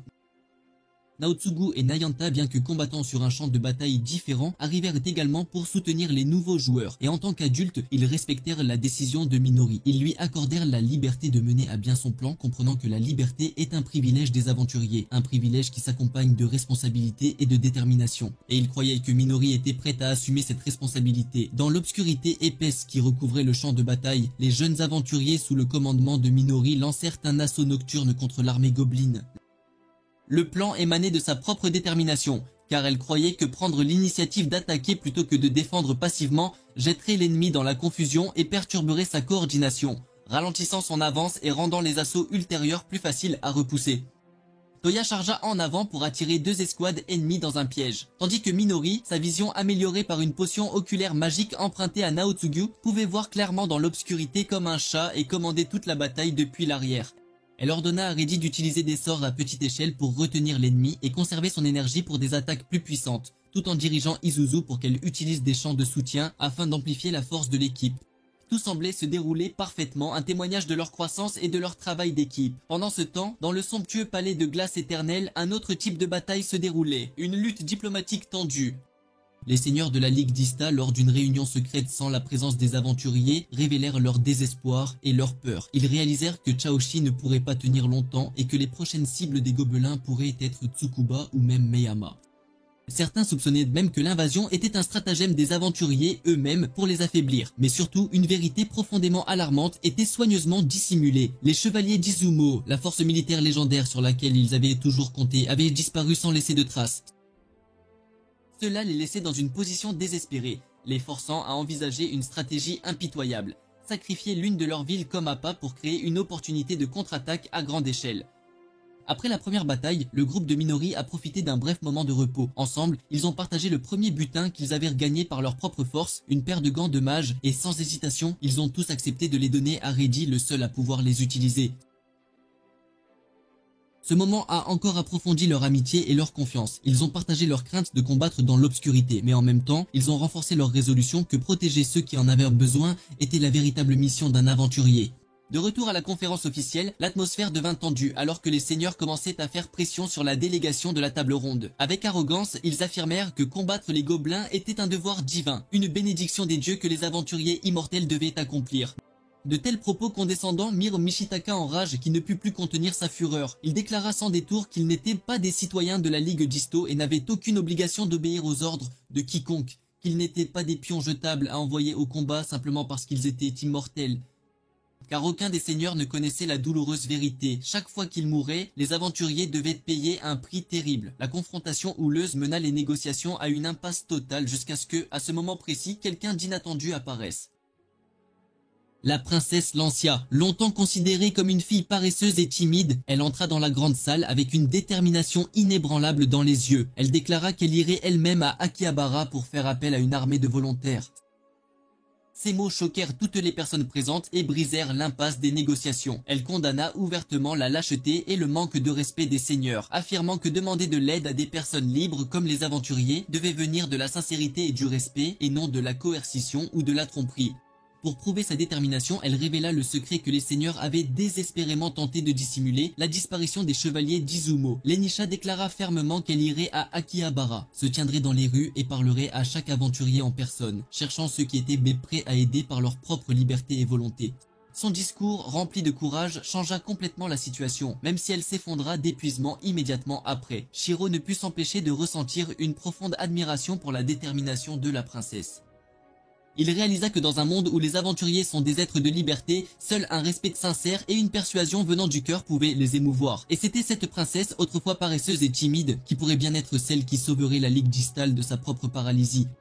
Lorsque la princesse Lanisha posa pour la première fois le pied dans la ville animée d'Akihabara, elle ne put cacher son étonnement et une pointe de peur face à un monde si complètement étranger. Mais elle se rassura rapidement en se disant que c'était sa propre décision et qu'elle ne pouvait pas se permettre de paraître faible. Après s'être assuré de sa sécurité, Krusty retourna temporairement à son quartier général de guilde, confiant la princesse à Shiro et à Katsuki qui l'accompagneraient et la soutiendraient dans ses premiers pas en ville.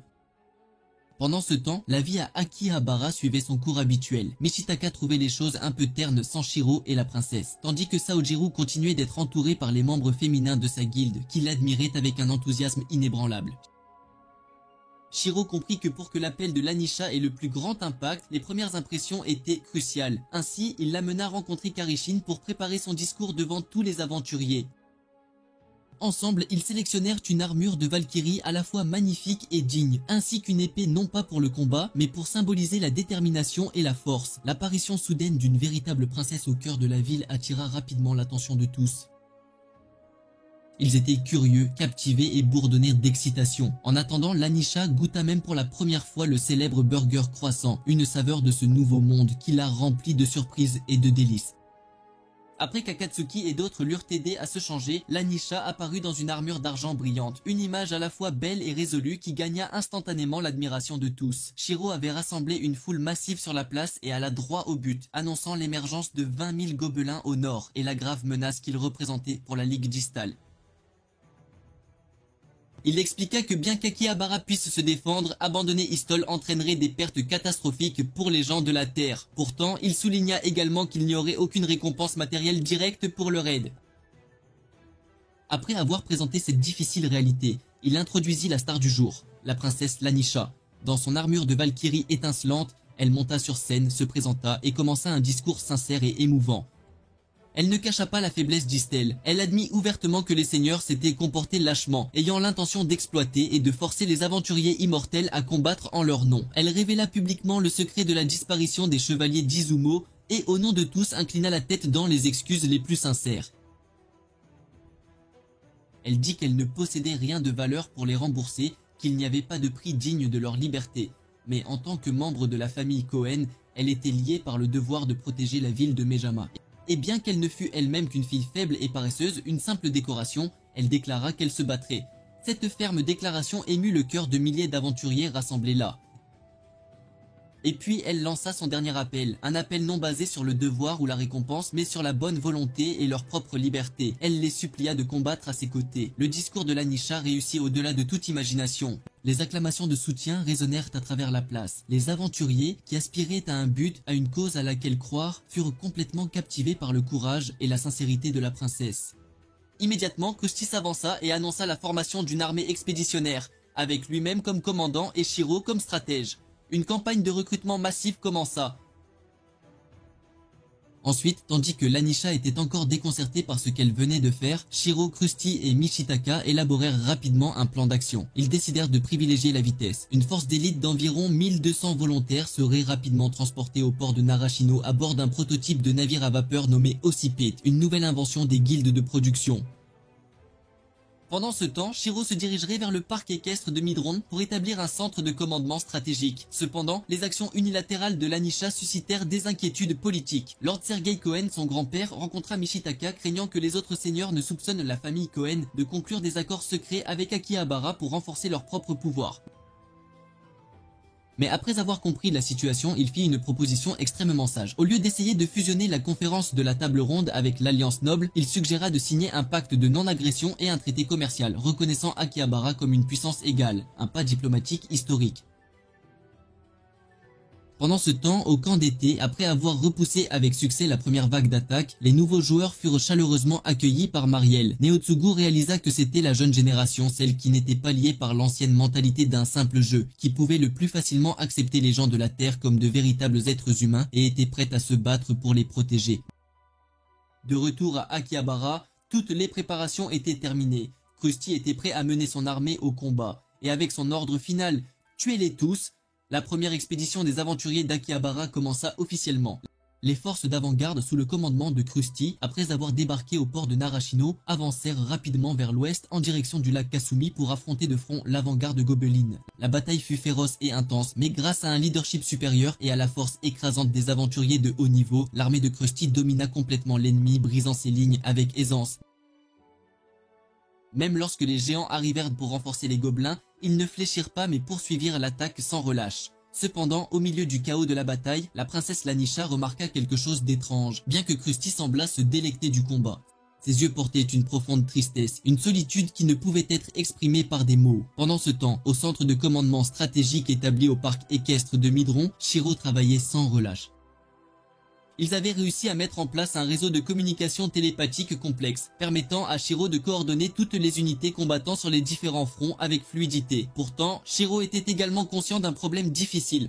Vaincre l'armée gobeline n'était pas l'objectif ultime. Plus important encore, il fallait empêcher les gobelins, une fois vaincus, de se disperser et d'attaquer les villages des gens de la Terre. Par conséquent, son plan était de coincer et d'attirer toutes les forces gobelines en un seul point.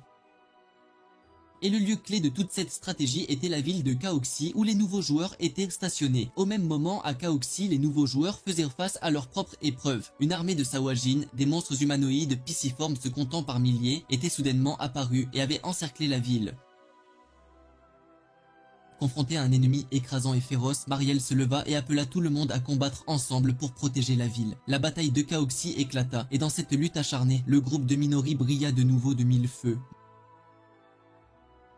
Non seulement ils combattirent bravement, mais ils démontrèrent également une croissance remarquable dans leur coordination et leur exécution tactique. Toya et Sarara étaient devenus bien plus forts. Isuzu et Rudy combattirent en parfaite et étonnante harmonie. Et surtout, Minori elle-même employa brillamment le style de combat à contrôle total autrefois utilisé par Shiro, une stratégie exigeant une large conscience situationnelle, des calculs d'énergie précis jusqu'au dernier pourcentage, et la capacité de prédire le déroulement de la bataille jusqu'à 30 secondes à l'avance. Bien que Minori ne put prévoir qu'environ 10 secondes dans le futur, elle prouva qu'elle réduisait constamment l'écart entre elle et le professeur qu'elle admirait profondément. Cependant, la bataille devint de plus en plus brutale alors qu'une averse soudaine arriva, suivie de l'apparition de deux loups sinistres, plongeant le groupe de Minori dans une situation extrêmement dangereuse. Les attaques de l'ennemi étaient si féroces que leur capacité de guérison ne pouvait plus suivre. Lorsque Toya fut sur le point de s'effondrer, Rudy prit la décision de se sacrifier, attirant l'attention des loups pour créer une ouverture pour ses coéquipiers. Son acte courageux leur permit de renverser le cours de la bataille, mais le coup fut insupportable. Rudy était tombé et alors une vérité choquante fut révélée. Rudy était une personne de la Terre. Cela signifiait que sa mort était permanente. Toutes les tentatives de réanimation de Sarara et Minori furent vaines. La douleur et l'impuissance engloutirent tout le groupe.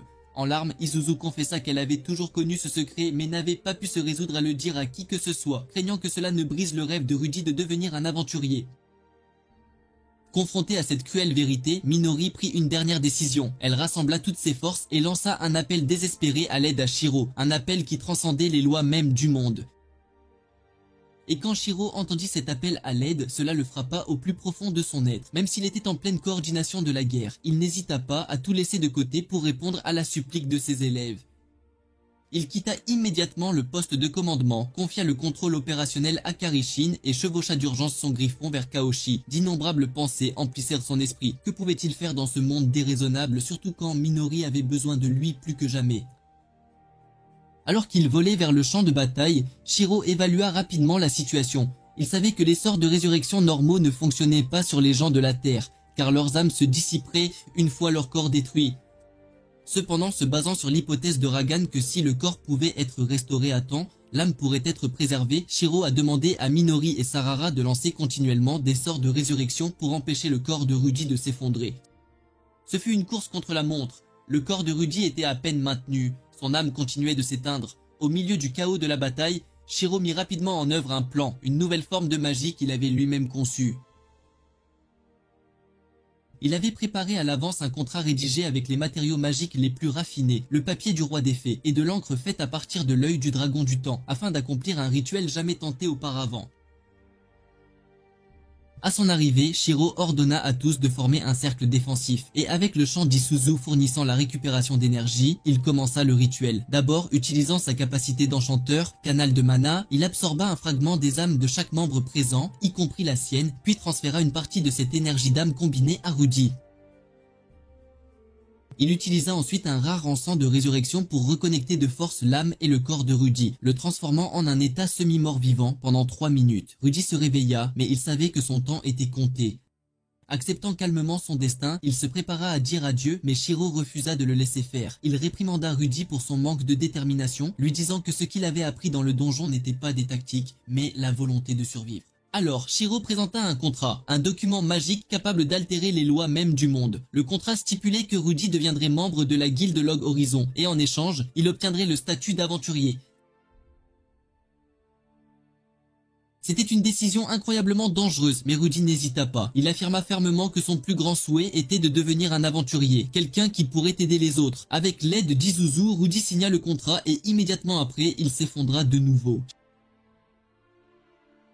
Shiro expliqua que pour achever le pacte, Rudy devait mourir une dernière fois, et qu'ensuite il ressusciterait à la cathédrale en tant que véritable aventurier. Pendant ce temps, les forces d'avant-garde de Krusty poursuivaient leur avancée, anéantissant l'armée du général Gobelin et ouvrant la voie à la bataille finale contre le roi Gobelin.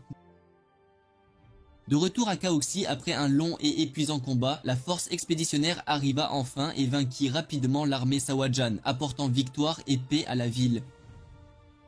Quelque temps plus tard, à l'intérieur de la cathédrale d'Akihabara, Rudy se réveilla. Sur son écran de statut apparut désormais une nouvelle ligne de sous-classe. Aventurier. Son rêve s'était réalisé. Il était devenu quelqu'un comme Isuzu, comme Shiro, un véritable aventurier.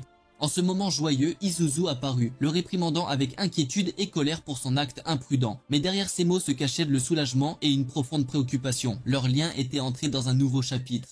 La grande victoire assurée, un grand bal fut organisé pour célébrer, marquant un nouveau départ pour Istel et la conférence de la table ronde. Un mois après le triomphe, une atmosphère festive emplit le palais de glace éternelle, où un somptueux banquet fut donné en l'honneur de l'alliance réussie entre les villes libres d'Istel et la conférence de la table ronde. Pourtant, au milieu des rires et des célébrations animées, Akatsuki ressentait une tristesse silencieuse car, une fois de plus, Shiro avait choisi de rester dans l'ombre. Il avait habilement refusé d'y assister, laissant la vedette à Krusty, qui brillait toujours de mille feux et servait de parfait représentant lors de ces grandes occasions. À l'intérieur de la salle scintillante, le festin continuait dans la joie. Nayanta, Naotsugu et les autres savouraient joyeusement les plats exquis, les délicieux fruits de leur propre découverte. Dehors, des enfants étaient rassemblés autour d'un conteur qui tissait habilement des récits des événements héroïques qui venaient de se produire, transformant la guerre féroce en une légende de héros. En particulier l'histoire d'un jeune homme qui avait transcendé la mort elle-même pour devenir un aventurier. Grâce à un nouveau type de magie créé par un grand mage. Ce mage mystérieux, bien sûr, n'était autre que Shiro. Alors que Shiro passait et entendait l'histoire par hasard, le conteur s'arrêta soudainement et disparut. Plus tard, Shiro rencontra Ragan, non seulement pour célébrer la victoire, mais aussi pour être officiellement reconnu pour avoir créé avec succès un nouveau type de magie de classe mondiale, un pouvoir capable d'altérer les lois de l'existence.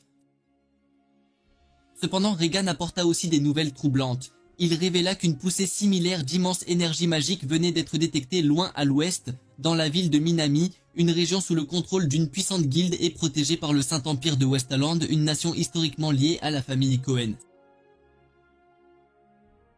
Cette information combinée à ce que Shiro venait d'apprendre sur un événement de grande envergure appelé le festival démoniaque de la porte de l'oiseau vermillon se déroulant à l'ouest lui fit réaliser une vérité surprenante, tandis qu'Akihabara s'installait progressivement dans la stabilité. D'autres bouleversements majeurs se déroulaient discrètement à travers l'archipel Yamato et il devait se préparer aux nouveaux défis qui pouvaient surgir à tout moment. Marquant une pause dans son flot de pensée stratégique, Shiro partit et rejoignit la fête. Akatsuki le trouva bientôt et ils eurent une conversation privée. Là, Shiro lui exprima sincèrement sa gratitude, admettant que c'était grâce à elle, à ses côtés, le protégeant dans chaque bataille, recueillant des informations vitales et partageant avec lui ses secrets les plus profonds, qu'il avait pu arriver aussi loin. Ces mots, bien que quelque peu maladroits, étaient remplis d'une sincérité authentique, émouvant le cœur d'Akatsuki. Et à ce moment-là, alors que la douce mélodie de l'ancien thème d'Elder Tale jouait, Shiro fit quelque chose qu'il n'avait jamais fait auparavant. Il invita Akatsuki à danser. La danse n'était peut-être pas parfaite, même un peu maladroite, mais c'était le témoignage le plus clair de leur lien spécial et du respect qu'il lui portait. Pendant ce temps, la piste de danse s'anima à mesure que d'autres couples se joignaient à eux. Krusty et Lenisha ouvrirent le bal avec une élégante valse. Nyanta guida doucement Sarara qui, après quelques hésitations, décida de continuer à se dédier à l'alliance de la lune croissante plutôt que de rejoindre Log Horizon, afin de prendre soin des nouveaux joueurs, une décision qui montrait sa croissance et son sens des responsabilités.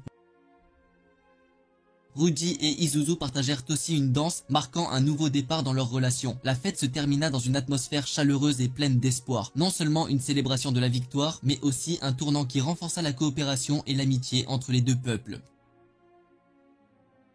Quelques jours plus tard, la princesse Lenisha s'installa officiellement à Akihabara pour assumer son rôle d'ambassadrice. Pendant ce temps, Shiro répandit habilement des rumeurs sur la perte de mémoire après la mort. Bien que cela ait initialement causé une certaine inquiétude, cela ne mena pas au chaos, car la communauté avait désormais un sens renouvelé de l'ordre et de la confiance.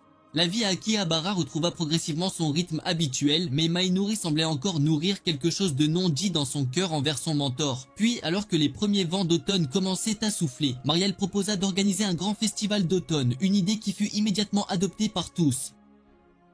Le stratège à lunettes présenta un plan détaillé pour un événement appelé le Festival de l'équinoxe céleste. L'atmosphère animée du Festival de l'équinoxe céleste enveloppa bientôt tout Akihabara, le premier événement majeur de la ville depuis l'apocalypse ravivant l'enthousiasme de tous. Les guildes du combat à la production préparèrent avec enthousiasme des stands spéciaux et des produits uniques comme des statues de princesses finement sculptées. Pendant ce temps, l'Alliance de la Lune croissante était tout aussi animée avec des plans pour un défilé de mode et le retour de la célèbre marque de burgers en forme de croissant. Au milieu de l'agitation, un événement parallèle appelé le buffet de dessert à volonté attira une attention considérable, surtout d'Akatsuki et Minori, deux jeunes filles qui partageaient secrètement des sentiments pour la même personne. Shiro, toujours absorbé par son travail à l'intérieur de la bibliothèque, entouré de piles de documents et de plans stratégiques, semblait inconscient de l'atmosphère festive à l'extérieur. Après avoir reçu une poupée à son effigie en cadeau d'Akatsuki, Henrietta s'inquiéta pour la santé de Shiro et décida de lui rendre visite. Elle ne lui apporta pas seulement les documents nécessaires, mais lui conseilla également de prendre du temps pour se reposer et profiter du festival avec les membres de la guilde, puisque Log Horizon, en tant que partie de la conférence de la table ronde, portait aussi la responsabilité de contribuer au succès de l'événement. Après le départ d'Henrietta, Akatsuki apparut avec une expression légèrement troublée. Elle lui apporta de doux gâteaux aux haricots rouges et, rassemblant tout son courage, l'invita à assister au buffet de dessert avec elle, expliquant que les couples pouvaient entrer gratuitement. Au même moment, Minori arriva également avec une invitation similaire. Elle expliqua que gagner le concours de dégustation de dessert donnerait 2 billets pour assister au banquet crépusculaire avec la princesse Lenisha. Et elle voulait que tout le monde voie le vrai Shiro au grand cœur, et non le soi-disant méchant à lunettes, comme le prétendaient les rumeurs. Face à cette situation délicate où les deux filles l'invitaient avec enthousiasme, Shiro décida d'y aller avec elles deux. Avec l'aide d'Henrietta et d'Isuzu, Akatsuki et Minori choisirent leur plus belle tenue. Un élégant kimono pour Akatsuki et une jolie robe pour Minori, en préparation de cette sortie spéciale. Le buffet de dessert commença enfin, mais ce n'était rien de ce que Shiro avait imaginé. Il dut non seulement supporter la pression des regards curieux des gens, mais aussi l'enthousiasme débordant d'Akatsuki et de Minori, qui continuaient à le nourrir de gâteaux l'un après l'autre, le plaçant dans une situation extrêmement embarrassante. Après cette bataille tendue, ils quittèrent le café et Minori s'éclipsa discrètement la première pour leur laisser un peu d'intimité. De retour à son bureau, Shiro ne pouvait s'empêcher de penser à son rôle de maître de guilde et décida qu'il devait passer plus de temps avec ses membres. Alors qu'il était perdu dans ses pensées, il rencontra Akatsuki de nouveau. Ils eurent une brève conversation et pendant ce moment, Akatsuki, peut-être involontairement, agit un peu affectueusement envers Shiro. Cela fut témoigné par Minori qui était sur le point de lui apporter du thé. Surprise, elle se détourna rapidement. Dans un élan de jalousie, elle pensa impulsivement que Shiro lui appartenait. Mais elle réalisa vite son erreur et s'enfuit en larmes. Toya trouva sa sœur sanglotant de manière incontrôlable. Il ne fut pas surpris d'apprendre qu'elle aimait Shiro. C'était en fait assez évident. Il réconforta Minori, lui disant qu'aimer quelqu'un n'était pas une mauvaise chose et que même si cela faisait mal, elle n'avait rien fait de mal. Ces mots doux la calmèrent et Minori réalisa qu'elle n'avait pas encore perdu, qu'il y avait encore beaucoup de choses qu'elle pouvait faire pour poursuivre ses sentiments. Le deuxième jour du festival de l'équinoxe céleste, Akihabara devint encore plus animée et festive. Chaque membre de Log Horizon avait ses propres plans. Naotsugu s'occupait de son inspection de sécurité alimentaire, ce qui était clairement une excuse pour manger. Isuzu et Rudy profitèrent du festival ensemble comme un vrai couple et Toya aida au stand de l'Alliance de la Lune croissante. Pendant ce temps, Shiro était toujours enseveli sous la paperasse et seul Minori avait ses propres plans. Cependant, les premiers signes de problème commencèrent aussi à apparaître, alors que les différences culturelles et sociales entre les aventuriers et les gens de la Terre commençaient à faire surface. En savourant de la nourriture de rue, Naotsugu et Akatsuki durent intervenir dans un différend entre un marchand du peuple de la Terre et un aventurier. Henrietta, visiblement fatiguée, se dépêchait de préparer un défilé de mode, n'oubliant pas d'attribuer à Akatsuki le rôle de mannequin, tandis que Lenisha, en tant qu'ambassadrice, s'adaptait progressivement à ses nouvelles fonctions et se préparait pour le banquet crépusculaire. Pendant ce temps, Minori assistait diligemment Karishin au bureau du conseil de la guilde des artisans, qui était submergée par une charge de travail énorme. Là, elle démontra une amélioration remarquable depuis qu'elle était devenue l'élève de Shiro. Avec sa compétence de scribe apprenti, elle organisa et traita efficacement la montagne de documents, prouvant que devenir l'élève de Shiro avait été le bon choix. Ce n'était pas seulement un moyen pour elle d'être plus utile à la guilde et à Akihabara, mais aussi un pas en avant sur son propre chemin, un chemin qu'elle avait choisi pour elle-même. Pourtant, au milieu de l'atmosphère festive, les signes d'une conspiration bien plus grande commençaient à émerger discrètement. Les étals de marchands tenus par les gens de la Terre, surtout ceux des régions occidentales, commencèrent à causer des problèmes. Ils provoquèrent délibérément des querelles et firent des demandes déraisonnables pour perturber l'ordre du festival, allant de l'insistance à monopoliser les biens en édition limitée, à bloquer délibérément les passages et créer des embouteillages. Tout semblait faire partie d'un plan délibérément orchestré. Même si Shiro était toujours dans son bureau, il sentit quelque chose d'inhabituel à travers le flux constant de rapports de sécurité qui lui étaient envoyés. Puis un appel de Minori clarifia tout. En traitant des documents, elle avait découvert quelque chose d'étrange. Un grand nombre de formulaires d'inscription au festival soumis par les gens de la Terre contenaient de nombreuses erreurs de base. Des erreurs qu'aucun marchand ordinaire ne ferait jamais. Shiro réalisa immédiatement que ce n'était pas une coïncidence, mais une attaque délibérée contre la jeune économie et l'ordre social fragile d'Akihabara. L'ennemi utilisait des innocents comme outils pour créer le chaos. Alors qu'il tentait de rassembler les indices, un autre rapport arriva. Un navire mystérieux avait accosté, transportant un noble de l'Ouest, Lord Malves, qui entrait maintenant à Akihabara. Avec un sentiment inquiétant, Shiro comprit qu'il avait été négligent et que l'ennemi détenait désormais l'initiative. Une guerre sans armes, mais non moins dangereuse, était sur le point d'éclater au cœur d'Akihabara. Alors que le festival de l'équinoxe céleste entrait dans son deuxième jour, Akihabara était complètement englouti dans une marée humaine, créant une scène d'une vivacité sans précédent. Cependant, parallèlement à l'excitation, une série d'incidents continus se produisirent dans toute la ville. Des petites disputes et accidents de la circulation aux plaintes infondées. Tous avaient une chose en commun: l'implication de gens de la Terre venus d'autres régions. Ces perturbations causaient progressivement du désordre et de la confusion au sein du festival. Bien que Shiro ne fût pas physiquement présent, il surveillait de près chaque développement depuis son bureau. Grâce à l'analyse, il découvrit une vérité troublante. Environ 15% de la population temporaire était responsable de plus de 60% des perturbations, et une grande partie d'entre eux venaient de l'Ouest. Cela renforçait son hypothèse qu'il s'agissait d'une attaque délibérée visant à saper la crédibilité de la conférence de la table ronde, et peut-être même à saboter le traité de coopération entre Istel et Akihabara. Pendant ce temps, la princesse Lenisha, occupée à préparer le banquet crépusculaire, un événement diplomatique majeur, reçut également la nouvelle de l'arrivée soudaine de Lord Malves, un puissant noble de Westland. Elle sentit une menace potentielle, mais décida tout de même de le recevoir avec toute la courtoisie, car son objectif principal était de renforcer les liens avec les aventuriers. Réalisant que la situation devenait de plus en plus complexe, Shiro décida d'agir.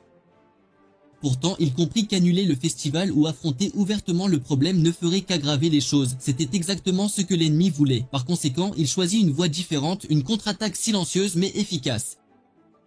Il n'avait pas besoin d'épée ou d'armes. Ce dont il avait besoin, c'était d'informations et de personnes capables de les recueillir et de les traiter rapidement. Minori fut désigné comme centre de communication, chargé de collecter et de compiler tous les rapports d'incidents.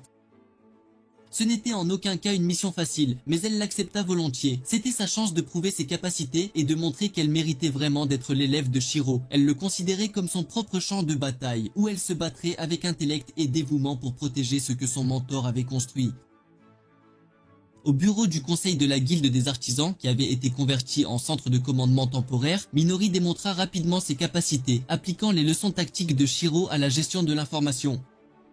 Elle traita les commis d'entrepôt gérant de nombreuses plaintes comme la ligne de front, Karishin et les autres résolvant des problèmes complexes comme les guérisseurs, et elle-même comme l'arrière-garde inébranlable soutenant tout le monde par derrière. Mais même si Shiro disposait d'un système efficace de collecte d'informations, il se sentait toujours bloqué. Les actions perturbatrices de l'ennemi ne semblaient suivre aucun schéma. Elles étaient trop aléatoires, trop dénuées de sens. Du blocage des routes, à la propagation de rumeurs absurdes, aux disputes pour des raisons triviales, jusqu'aux farces ridicules comme commander un nombre massif de pizzas sans destinataire ou disperser des cafards en caoutchouc partout, tout semblait être un désordre sans but. C'est cette nature aléatoire qui mettait Shiro profondément mal à l'aise. Mais alors, une rencontre fortuite avec Saojiro apporta une étincelle d'inspiration. Saojiro lui raconta comment il avait une fois géré une pâtisserie en mobilisant toutes ses fans féminines pour qu'elles y mangent jusqu'à ce que le magasin n'ait plus de gâteaux. Un acte complètement imprévu, spontané, fait purement par impulsion. Et Shiro réalisa que pour gérer le chaos, parfois la meilleure façon était de combattre le chaos avec un autre type de chaos, un chaos contrôlé. Immédiatement, Shiro mobilisa une force spéciale, plus de 20 escouades composées entièrement des fans féminines de Saojiro. Elles furent chargées de patrouiller la ville, motivées par une raison très simple mais extrêmement efficace, la chance d'être proches de leur idole. Cette armée de fans, avec leur enthousiasme et leur charme social, résolut rapidement et efficacement les petites disputes, des querelles d'amoureux aux conflits mineurs. Et plus important encore, leur simple présence fit reculer les fauteurs de troubles. La situation était inversée, mais la bataille n'était pas encore terminée. Shiro savait que le véritable cerveau ne s'était pas encore révélé, et que sa cible finale était la princesse Lenisha qui assistait au banquet crépusculaire. Sans hésiter, il confia temporairement le commandement à Nianta et se précipita à la résidence de l'érable d'eau. Là, il confronta Lord Malvez qui faisait pression avec arrogance sur les Nisha à propos d'une mystérieuse cargaison. Juste au moment où la tension atteignait son paroxysme, Shiro s'avança avec un sourire mystérieux. Il était venu chercher sa princesse. Au milieu du chaos orchestré du festival, Shiro se retrouva enfin face à celui qui était derrière tout cela, Lord Malvez de Westland. Il apparut de manière inattendue au banquet crépusculaire aux côtés de Michitaka et Krusty, membres clés de la conférence de la table ronde, brisant le plan de Malvez d'intimider la princesse Lenisha. Avec un mélange de sarcasme et de fermeté, Shiro fit semblant de rejeter toute la faute sur Lenisha, affirmant que son oubli avait causé la confusion dans la préparation de l'entrepôt pour la précieuse cargaison de fruits de mer de Malve, et que lui en tant qu'allié prendrait la responsabilité en son nom. Bien que Lenisha fût initialement confuse, elle comprit rapidement l'intention de Shiro et joua le jeu. Cependant, le véritable atout de Shiro résidait ailleurs. Il avait forgé une lettre avec la signature de Malvez adressée à la table ronde, servant de preuve irréfutable que la préparation de l'entrepôt était le devoir de la table ronde et non celui de la princesse. Lorsque Malvez exigea l'entrepôt, Shiro fit signe à Michitaka de porter le coup de grâce. Michitaka annonça que bien que l'entrepôt de la table ronde fût plein, l'entrepôt privé de la guilde océanique, avec 10 fois la capacité requise, était prêt et disponible pour déplacer la cargaison immédiatement. Face à une telle mise en scène impeccable et à un coût imparable, Lord Malvez n'eut d'autre choix que de feindre la maladie et de se retirer en humiliation. Son stratagème avait été complètement exposé et détruit. Shiro réussit à sauver Lenisha de cette situation délicate, mais il n'oublia pas son objectif initial, utiliser le banquet crépusculaire comme un moyen de renforcer la relation entre les aventuriers et les gens de la Terre.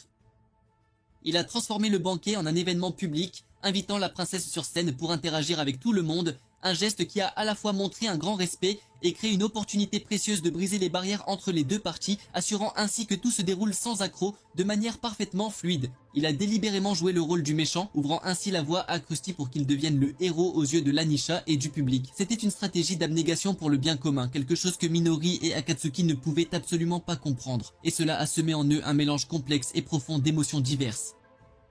Minori avait le cœur brisé de voir son professeur si mal compris, tandis qu'Akatsuki était rempli de profonds regrets de ne pas avoir été à ses côtés pour partager son lourd fardeau. Et puis, dans un moment de calme absolu, une rencontre des plus fatidiques s'est produite, changeant tout. Nuria, la maîtresse de guilde de plantes Ashwayaton et souveraine de toute la ville occidentale de Minami, est soudainement apparue devant Shiro. Elle est venue avec une offre des plus tentantes, invitant Shiro à rejoindre sa guilde pour régner sur le monde entier à ses côtés. Mais c'était aussi et surtout une menace claire. Elle a révélé qu'elle savait absolument tout de lui, depuis sa création de nouvelles magies jusqu'à ses secrets les plus intimes et les plus profonds. Elle a même affirmé avoir découvert une méthode pour retourner dans le monde réel, une faille capable de faire disparaître n'importe qui sans laisser de traces. Elle a donné un choix à Shiro, soit partir avec elle et chercher un moyen de rentrer chez lui, soit rester et continuer sa lutte apparemment dénuée de sens. Bien que profondément ébranlé, Shiro a catégoriquement refusé. Il a affirmé avec force qu'il avait une raison très valable de rester ici. Ses amis, ses précieux camarades avec qui il avait bâti ce monde ensemble. Il ne pouvait absolument pas les utiliser comme une simple excuse pour s'enfuir lâchement. Le rejet de Shiro n'a pas du tout mis Naraha en colère. Au lieu de cela, elle a souri et a déclaré qu'un jour il lui appartiendrait entièrement. Puis elle a disparu, laissant Shiro avec une vague et persistante inquiétude quant à l'avenir. Lorsque le festival s'est terminé, tout le monde à Log Horizon s'est réuni, profitant de leur dernier et précieux moment de paix et de tranquillité. Et tandis que Shiro regardait ses amis, il a finalement trouvé sa réponse. Le prochain objectif de Log Horizon n'était plus seulement de reconstruire une ville ou de trouver un chemin pour rentrer chez eux. C'était quelque chose de bien plus grand et plus ambitieux encore. Ils allaient changer le monde entier. Et avec cette ferme résolution, la première saison de Log Horizon s'est achevée, ouvrant ainsi la porte à un nouveau chapitre des plus prometteurs. Adieu.